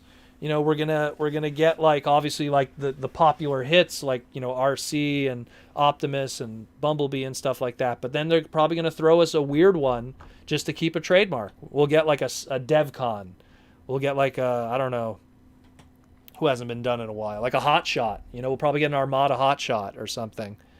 You know, give us Gears, dang nabbit. Yeah, and Gears. It's funny. I actually learned recently Gears from the 2-pack. Like that Generations Thrilling 32 pack. Gears is a lot of money. Very expensive, that figure, in the secondary market. I didn't realize that. I only learned that recently. A friend of mine was selling a pair of them because he had a whole bunch of extra ones from case assortments. And he's like, do you know they go for like $60 carded? I was like, what? Really? What do they go for loose? 20? Holy moly. A lot. Very surprised. Almost doubled and tripled in value of MSRP, which is a good investment. Do you think Cyberverse is going to come back? And do you think they will add more popular Transformers such as Ironhide, Sideswipe, Sunstreaker? Well, I'll tell you, they'll probably add Ironhide because those Autobot generics all look like Ironhide. Sideswipe, Sunstreaker. Supposedly, the TV movies, the little synopsises that they put, I think they mentioned that Ironhide is going to be in it, and Jazz, but I'm not too sure. Jazz, we kind of know what he looks like because he had a toy, so assuming they stay true to that character design. Hey, Protoman, I got Skylinks last week. I can see why he won the Hall of Fame vote. Yeah, well, the Hall of Fame vote always seems to be won by the big price point stuff. Always seems to be the case. Always, always, always. Creo had all the Combiners right before Combiner Wars. Yep, and that's how they got all those trademarks just in time for Combiner Wars. Totally that. But also Creo kept a lot. Look, Creo kept the Black Arachnia name afloat. Creo kept the Cheetor name afloat.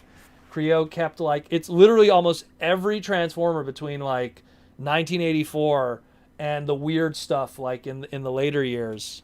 1984, 1985, 1986, 1987, all the weird stuff, Combiners. They made sure all those trademarks were safe through Creo. Have you seen what eBay prices are for the TF Prime War Breakdown? People are coming out of the woodworks. Well, let's put it this way. I told people to jump on it. I literally called the segment easy money. Look, people said I was crazy. People said I'm encouraging scalping, whatever you want to say. But I told people, buy that breakdown even if you don't want it. Even if you don't want it, because later on that thing is going to be a headache to get and it's going to be expensive. Mark my words. It's going to be a mess. It's going to be a mess. No mercenary lockdown. Well, you never know. You never know. You never know. We might get something. You never know. Where are we at here? What was your reaction when Starscream came back as a Quintesson judge in Cyberverse? I wasn't too surprised. A Starscream dying and coming back is hardly a new thing at this point. You know, in G1, he died, came back as a ghost. In Beast Wars, he died, came back as a ghost. In Unicron Trilogy, he died, he came back. You know, and then he died again.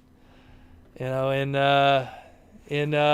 Animated, he died, but then he had the shards, so he can't die, so he kind of comes back every time. So it's kind of not a surprise. I pre-ordered the 2 Prime packs the second they went available. The Megatron one I don't think will have as strong a value because I believe it was based off of Darkness Megatron. Like, that one didn't even have that strong a value to begin with, the original. So the way I see it... Sorry, sometimes I have to fix the camera. The way I see it, it's really going to be that War Breakdown. And the fact that we're talking about War Breakdown, but it also comes with that Viacon too. So that pack is just pure money. It really is. It really is. It really, really is. What do you think of Super 7 reaction Transformer figures?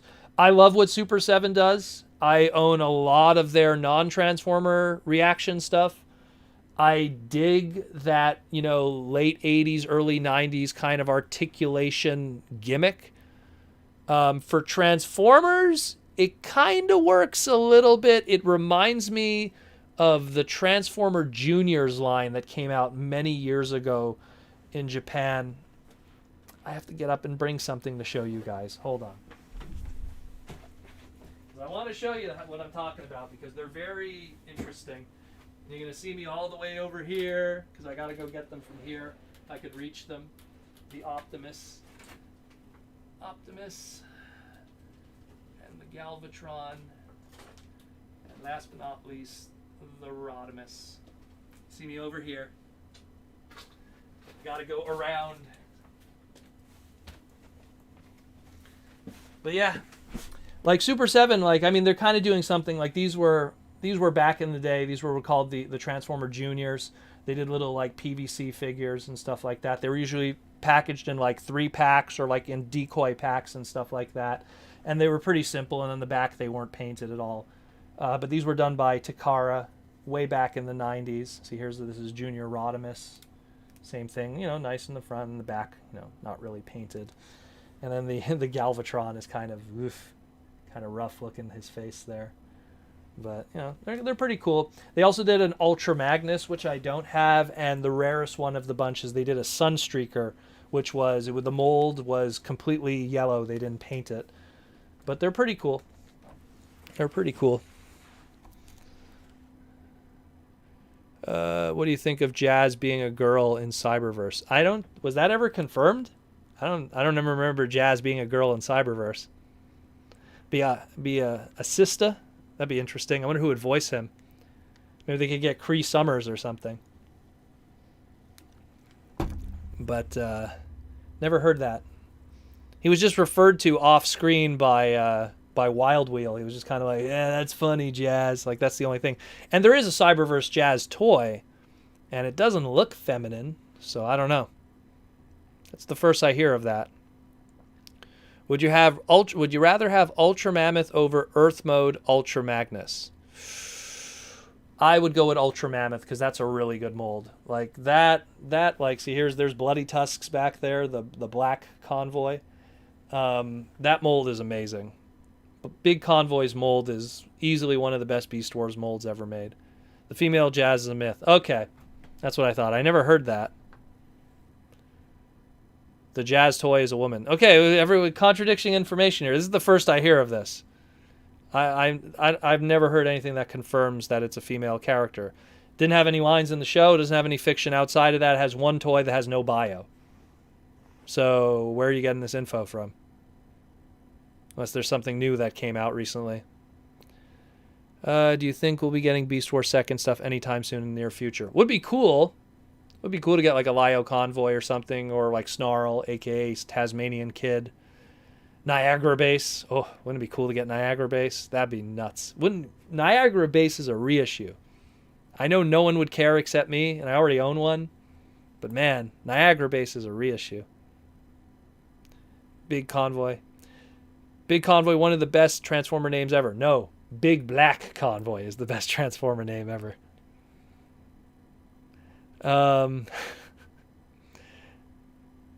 Blue Mammoth is great. Oh, Aaron Archer's back again. Thought we got rid of you.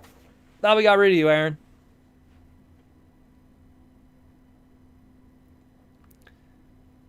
Thought we got rid of you. Oh, well. Welcome back. Do you think we'll get Select's Blaster using Netflix War for Cybertrons? I would prefer Blaster being an original mold than just a repaint of Soundwave or remold of Soundwave. And that's kind of been a problem with Blaster recently, is he's always been repaints. Look who's back. Back again. Aaron's back. And he brought a friend. No. He brought Lanny. That'd be cool. No joke. I'm more or less completing a Big Convoy collection. Yeah. Big Convoy is the boss, man. Okay, I checked the toy and he isn't a go. There you go. Exactly. I've never heard that. Rumors. The rumors persist. The rumors persist.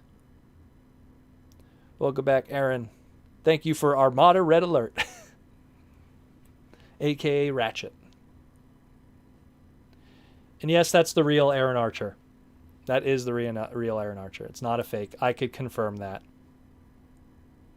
He is here to chill and judge you guys accordingly. So praise him for all you wish. For all the hard work that he did all those many years ago. Working for Batman. And Men in Black.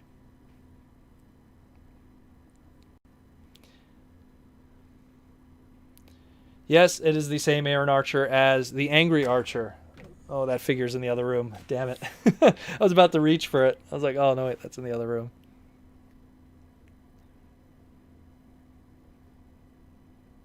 Do you think Canada will get any stock again of the Amazon exclusive 2-packs? Or should I just order abroad? The funny thing is that Canada's Amazon is terrible. I was legit worried I wasn't going to get my Viz manga. And Amazon Canada has canceled on me easily half a dozen times. They canceled on me on so much product. So if something's out of stock, it's probably done. I would probably try to find an alternate source for that. I don't want to be like negative, but from personal experience, it's never been good. It's never been good. Where are we at here?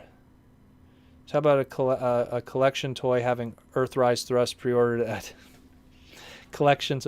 Look, there's always going to be some lunatic that's going to have a buy it now on a product, hoping for that one idiot. Maybe it's 250 million yen, which would still be ridiculously expensive. If TFcon is doing a Batman repaint, where is a Joker character coming from, or a Bane? Well, I think we're going to probably see red Bat Convoy and traditional Optimus Primal Bat Convoy repaint of that in the future. That'll be a fun comic to write. When in doubt, go to Indigo and Chapters. A lot of chapters are closing down now, actually. They're becoming all Indigos, even though they're kind of the same thing, but we're seeing less of those. Do you think we should have done Earthrise and Kingdom and continue with Siege because of its awesomeness? Completely debatable. That's all. The fact that I think they're going more towards Beast Wars probably shows due to slipping sales and wanting to do something different. Break the Bat. I want a crossover Batmobile, a crossover Mystery Machine. I would love a Tim Burton Batmobile. That would be really cool. Transforming Batmobile. And it could probably be done really well because that's just a long, sleek car. That would have a really cool... There's a bootleg of it. There actually is a bootleg of Batman... Let me find it. One moment, I'll put it on the screen for all of you. It's one of those like Holy Grail bootlegs for me. Turns into a, there it is. Batbot changer.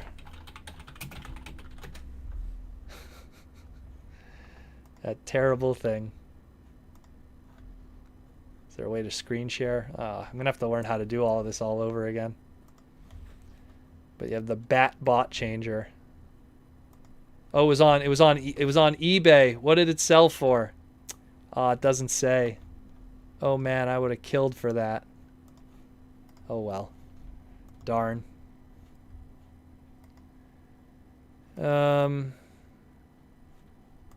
Anyways.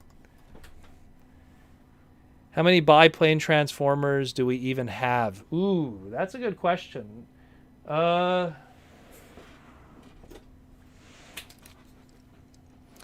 I don't know. There's quite a few though. That's something I'd have to sit down and really count them because I know the movie gave us so many planes.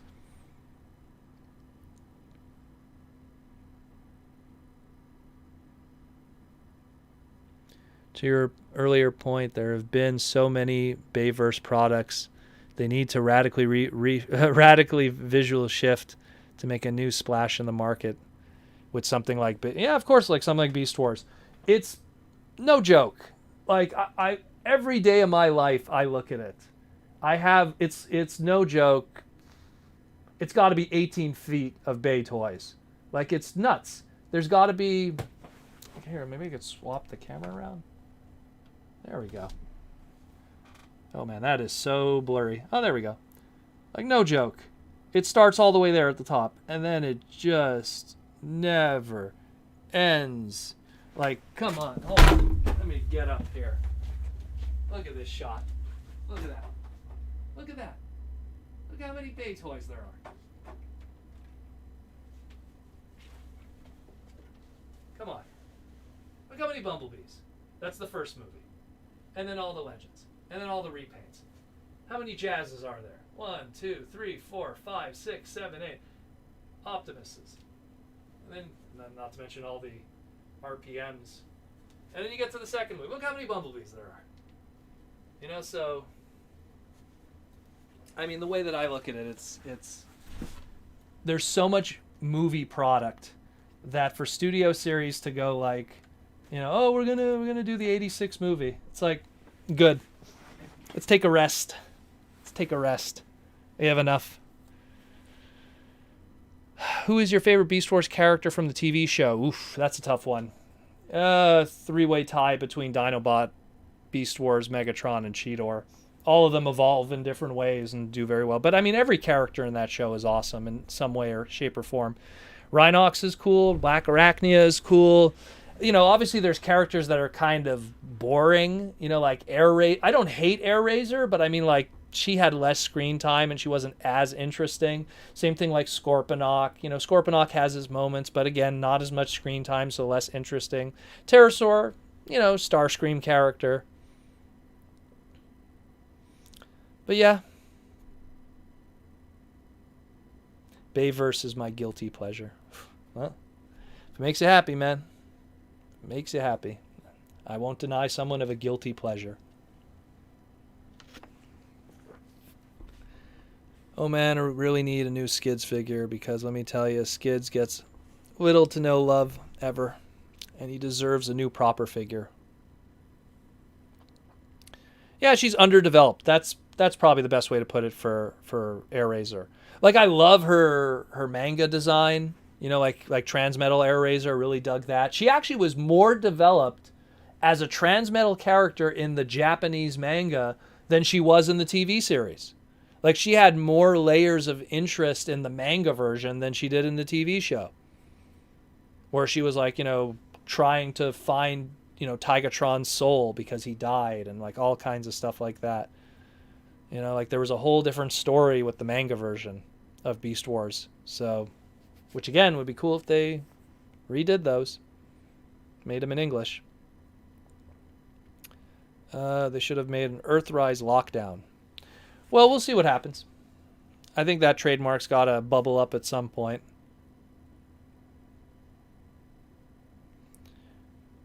Nothing wrong with buying nice. It's totally fine, Michael. It's totally fine. Take it from me. I have Kissplay. It's right there. You know, so if you have Kissplay, I have no right to judge. My guilty pleasure. Bay Toys, 100 Nuggets, 24 Kinder Eggs. I have all of those on the old bucket list that have been checked, that's for sure. Would you call Gobots a guilty pleasure? I have those too. That's for sure. Carded Gobots wallpapering the roof. You know, so... and the whole collection over there. I have the actual Gobot collection in display. I love Gobots, though. So I can't call them a guilty pleasure. What do you think is the funniest moment in Beast Wars? Anything from obviously Low Road. I don't know, maybe Rhinox's anus making that a TV first. The first time we saw an anus on children's television. We could start with that. Actually, probably like the best scene is Dinobot going, you know, wait, I have a hostage, and he's holding Tarantulas, and then Megatron goes, oh, so you do, and then he shoots him and kills him. Well, not kills him, but yeah, Predacons can't die in that show. It's pretty tough. That's one of my favorite scenes. I want Hasbro to relaunch a serious Gobot line. Oof, I don't know if they do that. Why would they? They wouldn't cut their own legs under like that. They wouldn't do that. They would throw an homage once in a while, but they would never do a full on line. If anything, like they did a Gobots line, but it was the go bots, and it wasn't what people thought it was. You know, it was their Fisher Price stuff. So yeah, Aaron likes his Gobots. They're awesome. Gobots are cool, especially when you know their Machine Robo origins. It really adds to it too. What would you say are the best versions of the non-combining official Stunticons? The best version of the non-combining official Stunticons? I would have to say probably from all the options we have, I would have to say Combiner Wars, unless you really like the G1 aesthetic of the 1980, I think it was 1986 release. I guess. Let's go with the unreleased G2 version. That way I make you have to get something extremely expensive. That's actually on eBay right now. I like when Rat Trap starts telling Cheetor about clubs on Cybertron, where they don't wear their chest plates. You can see everything. Everything. And then they made a Black Arachnia toy that does that. Hashtag no bra day. Transformers Kissplay manga English. Wow. If they did that, that'd be brave. That'd be really brave. Especially considering like we have like, because the problem with that is you have the official like version, which I don't think they'll ever do that. And then the super limited like prequel book that never happened, you know, episode 0. So that would be pretty crazy to have this stuff printed, because this one here, maybe 150 copies exist of this one. This was from Wonder Festival Winter, way back in the day. 2008 Winter Wonder Festival. That was the exclusive, one of the exclusives at, what was his name's table? Oh my god. I forget his name. Why did I forget his name? Yuki Ashima. At Yuki Ashima's table.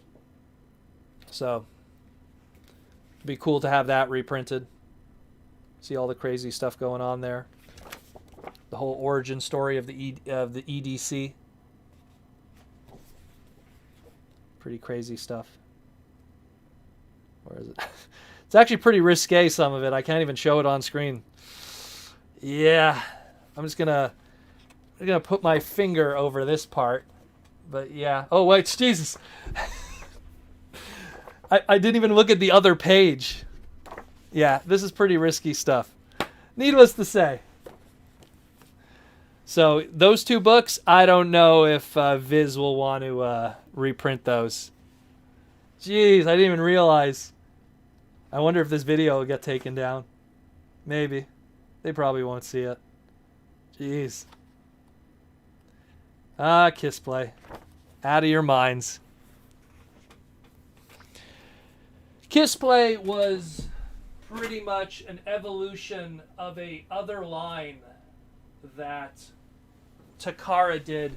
So Takara did Vinyl Tech, which was the alternators. And then, I wish I could show you guys.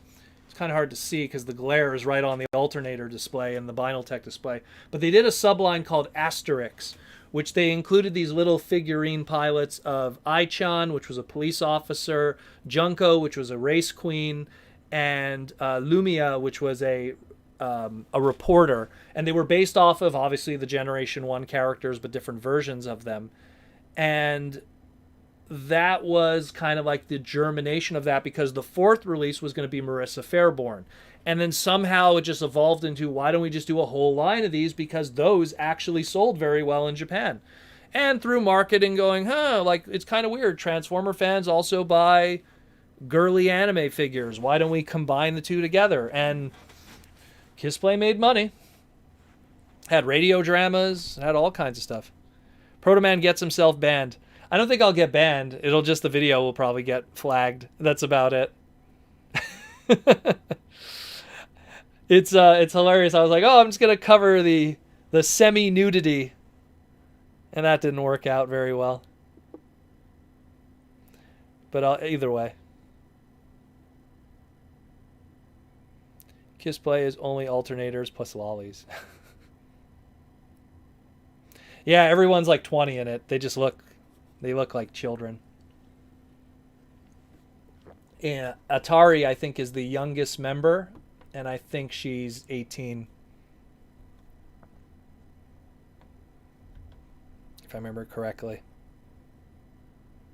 You talk about trademarks. How much is it of pain was it for Hasbro to get trademarks from auto companies for their car names? Well, no, that's licensing. That's just talking to the companies and, obviously having to pay for stuff like that. That's not really a pain per se. It's just that it depends what they want to do. Usually they go out of their way to make an alt mode that doesn't look like a car so they don't have to pay a license to Ford, Honda, Toyota, whatever. The alternator line was just a product of, hey, let's see if we could do that. Let's do a line of Subaru Imprezas and Honda SRXs and stuff like that. And the Ford, the RX-8, which was a brand new car at the time for Mazda. And obviously the Chevy Corvettes. What was another one? They had the Jaguar. Man, there wasn't a lot of molds, unfortunately. And the Jeep, the Rubicon. Not related to the Transformer. That's actually what it's called, Jeep Rubicon. I'm too much of a prude for Kissplay. All right. I'm having too much fun in life to be a prude. Life is good. Isn't Siege Hound already his Earth mode? Technically. Apparently they have, World War II Jeeps on Cybertron. Do you have hope in a Bumblebee-style Beast Wars movie? Bumblebee-style Beast Wars movie? Well, if you mean Bumblebee-style Beast Wars movie, you mean like a very small cast of only 3 characters? Is that what you mean? I would say more like, I just want a Beast Wars live-action movie that just doesn't have a human element. So that they can't use that excuse to use humans as the primary narrative of the story. But they're going to. Because they want to insert B-list actor and make it a live-action movie. You can't deny that, the Spider-Man movies all did better than Enter the Spider-Verse. Animation never does as well as, as live action with these kind of science fiction properties. Yeah, okay, Frozen did well, but Frozen was Frozen. Frozen was that outlier. But in general, like, again, when you, like, if they did an Avengers movie, millions of dollars. They do Avengers CG movie, not so much so. Like, there's always that, those kind of moviegoers and viewers that in the back of their brain they go, ew, a cartoon? Isn't that for kids? So that just always happens. And, women want to see, Chris Hemsworth without his shirt on. They don't want to see a CG version of it. So it's the same thing. If they could, make a John Cena appear in a Bumblebee movie and people who like John Cena show up for it as opposed to a CG movie with no human characters, I understand where they're getting at. I know what I want, but then I know what has to be done for the greater good. What I want won't necessarily translate into more money. I've always accepted that as a Transformer fan. That's how it works. But yeah. What Pacific era do you like to see in the next generation line? More Beast Wars. Let's just keep doing Beast Wars, and then I guess move on to Unicron Trilogy, because it would make sense, because those 20-somethings that grew up on Unicron Trilogy would be the next buying power of the toy lines. You don't want to lose them to the iPhones and video game systems. You need to keep them buying toys and continue that stream. If you lose them, you lose those 20-somethings that grew up on Armada, you're gone. You go the way of the Hot Wheel collector. So you got to take advantage of that window of opportunity when those guys are in their 20s to 25. You can't give up on that. I look at the game industry right now. GameCube games and N64 games are really hot right now because those guys that grew up on that stuff, what a surprise, in that same timeline of the early 2000s to 2005. That's how it works.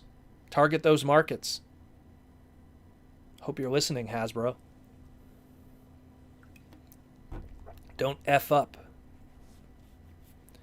Hasbro will do Beast Wars live action movie when the Great Wall is being built. I don't know what that means, but okay. What is the sexiest Transformer specific version? I don't know. Black Arachnia, I guess.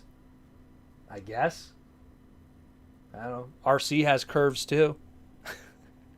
I like curves. So Black Arachnia, I guess, and RC. Even though they're not my favorite female Transformer characters.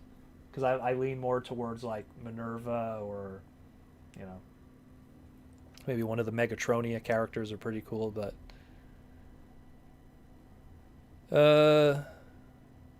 Did Unicron Trilogy always do well enough to be revisited? Yeah, of course it did. Armada was sold very well. Armada sold better than Robots in Disguise Car Robots. So that says a lot. And people would argue that Car Robots, Robots in Disguise had way better toys. But that doesn't matter. It matters about sales, the toyeticness, the collectability, the fact that it had a manga, it had a comic book, it had stickers included, it had a pack-in comic books, it had its own ongoing comic book with Dreamwave, it had a cartoon that had a huge push behind it through Cartoon Network and Toonami at the time. It worked out. Did you give the freebie? We're gonna do it next week. We're gonna do the freebie next week. We'll do it. Today you just get the $5 off Protoman code. That's all you'll get today. Next week we'll do a little contest or something. I hope I have the new system up and running by then, and we could have some more guests and stuff too. We could actually see Jaws D's face or Aaron Archer's face, or we'll get maybe some female guests. Get some female Transformer fans on the podcast. Wouldn't that be cool? I know quite a few that would love to be on. The cool ones. There's a lot of cool female fans, not the crazy ones, the cool ones. I thought Transformer Cybertron was pretty good. Like the toys reminded me from G1, plus I like the Cyberverse key gimmick. Well, the Cyberverse key gimmick in a lot of ways was a simpler, less R&D, less developed Minicon activation gimmick. And I don't hate the Cyber key gimmick. I still think it's cool. I like the little keys, because I'm a car mechanic dude, so that's kind of cool. But at the end of the day, it really was, especially when you look at the Armada toys that were retooled to work with a Cyber key, it really shows it was just a Cyber key gimmick. Female Transformer fans, what are those? There's plenty. There is plenty.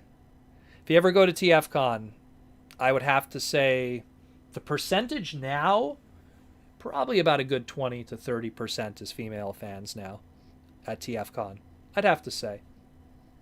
Definitely big change from the past. In the past, it used to be like maybe 10%, if you were lucky. And some of those were just girlfriends that were dragged over. Is Optimus a descendant of Star Convoy? Nope. Optimus Primal is probably some kind of descendant of Optimus Prime, perhaps. But directly, we don't know. And what truly is a descendant of a robot? If a robot builds another robot, does that make him his father? Is there some kind of spark passing or budding? We don't know. Energon had a lot of G1 homages too. Energon in a lot of ways was the prototype, in my opinion, to what would be classics. Because when you look at Energon, there's tons of toys that are based off of G1 characters that have a unique design. Like, you could take Energon Rodimus, and that could have been the classics toy. You could have taken, as like a classics Rodimus Prime. You could take Energon, I guess we could call it the Energon, Power Links Starscream, Scorponok, the, Shock Blast, aka Shockwave, Wing Saber, You know, a lot of them are straight up just their classics toys. And then when you take something like Toe Line, and then you repaint them as Ironhide and put it as a BotCon exclusive, as classics. So, I always felt Energon was kind of the beginning of that. Whatever came to that prototype of that new Armada Prime figure. We talked about it before. I think we're going to see it in the future. It's just about timing. We talked about it early in the segment. Someone asked before. Superlink packaging had the 20th anniversary writing on it and the bottom of the first wave of Transformer toys. Yeah, and also Superlink also was the 500th episode of Transformer cartoons, and they had that special episode there, the tournament. If anyone remembers that. If you watched it dub, it was kind of lost on the American audience, but the Japanese version kind of really maintained that. I have 3 grapples waiting on that Inferno. I guess the Energon one. It's a good mold too. I like it. It's fun. I did a photo shoot of that recently on Twitter. On Instagram. See below. I put all the, actually, I think it's here. All the social medias. If you need any of that stuff. For Siege, Chromia, and the reissue Hound have been lingering on shelves. Yeah, it happens. These casts make me realize you had a good run. Yes, you did, Aaron. You did have a good run. Think about, look, you started in Beast Wars. Considered by many one of the greatest Transformer series of all time, not to mention from an evolutionary standpoint of product, of ball joints and engineering and everything. The stuff that we use today with Transformers all really became birthed of late G2 and Beast Wars. Then you went on to be part of Car Robots. And that was probably one of the best Optimus Prime toys ever made for the longest time. Unicron Trilogy made bank. Energon gave birth to pretty much classics. Cybertron is some of the best toys ever made and gave us our first Primus. And then let's not even talk about the Bayverse stuff. But, like I said, you don't need to be told that. I want some comic storylines make into films. Well, trust me, a lot of people probably want some of the IDW stuff made into some kind of animation. And I think there's fan projects of, like, you know, scenes and everything, but you know what? When I look at it, like I look at DC, how they're taking some of their classic stories and turning them into direct-to-DVD, you know, adult movies. Like they did Dark Knight Returns and stuff like that, and Killing Joke. Maybe one day if, you know, Hasbro's feeling, you know, frisky, they could do something like that. You never know. How would you stop scalping with Earthrise and Siege lines? Tell people to stop buying it. Scalping only happens if someone takes something and says $50. If someone pays for it, guess what? They just sold it, and then they're able to go again, $50. If they go $50 and no one buys it, and they keep sitting there going $50, $50, $50, they're going to go, oh, screw this, I'm not going to scalp anymore. It's not worth my time and I'm losing money. So the problem is scalping exists because the system keeps going. People are willing to pay those prices. If someone scalps a whole bunch of, let's say, the Thrust from Earthrise, and people pay $100 a piece, guess what's going to happen? That scalper is going to keep doing that because it makes them money. I've said this before on the podcast. One of the biggest amiibo scalpers in Canada is right here in Montreal. And it is ridiculous. It is absolutely ridiculous. Oh, did the chat get disconnected? What happened? Oh, chat's fine. Okay. It's absolutely ridiculous how crazy the scalping is with amiibos. And that guy in Montreal that I know very well, he kills it.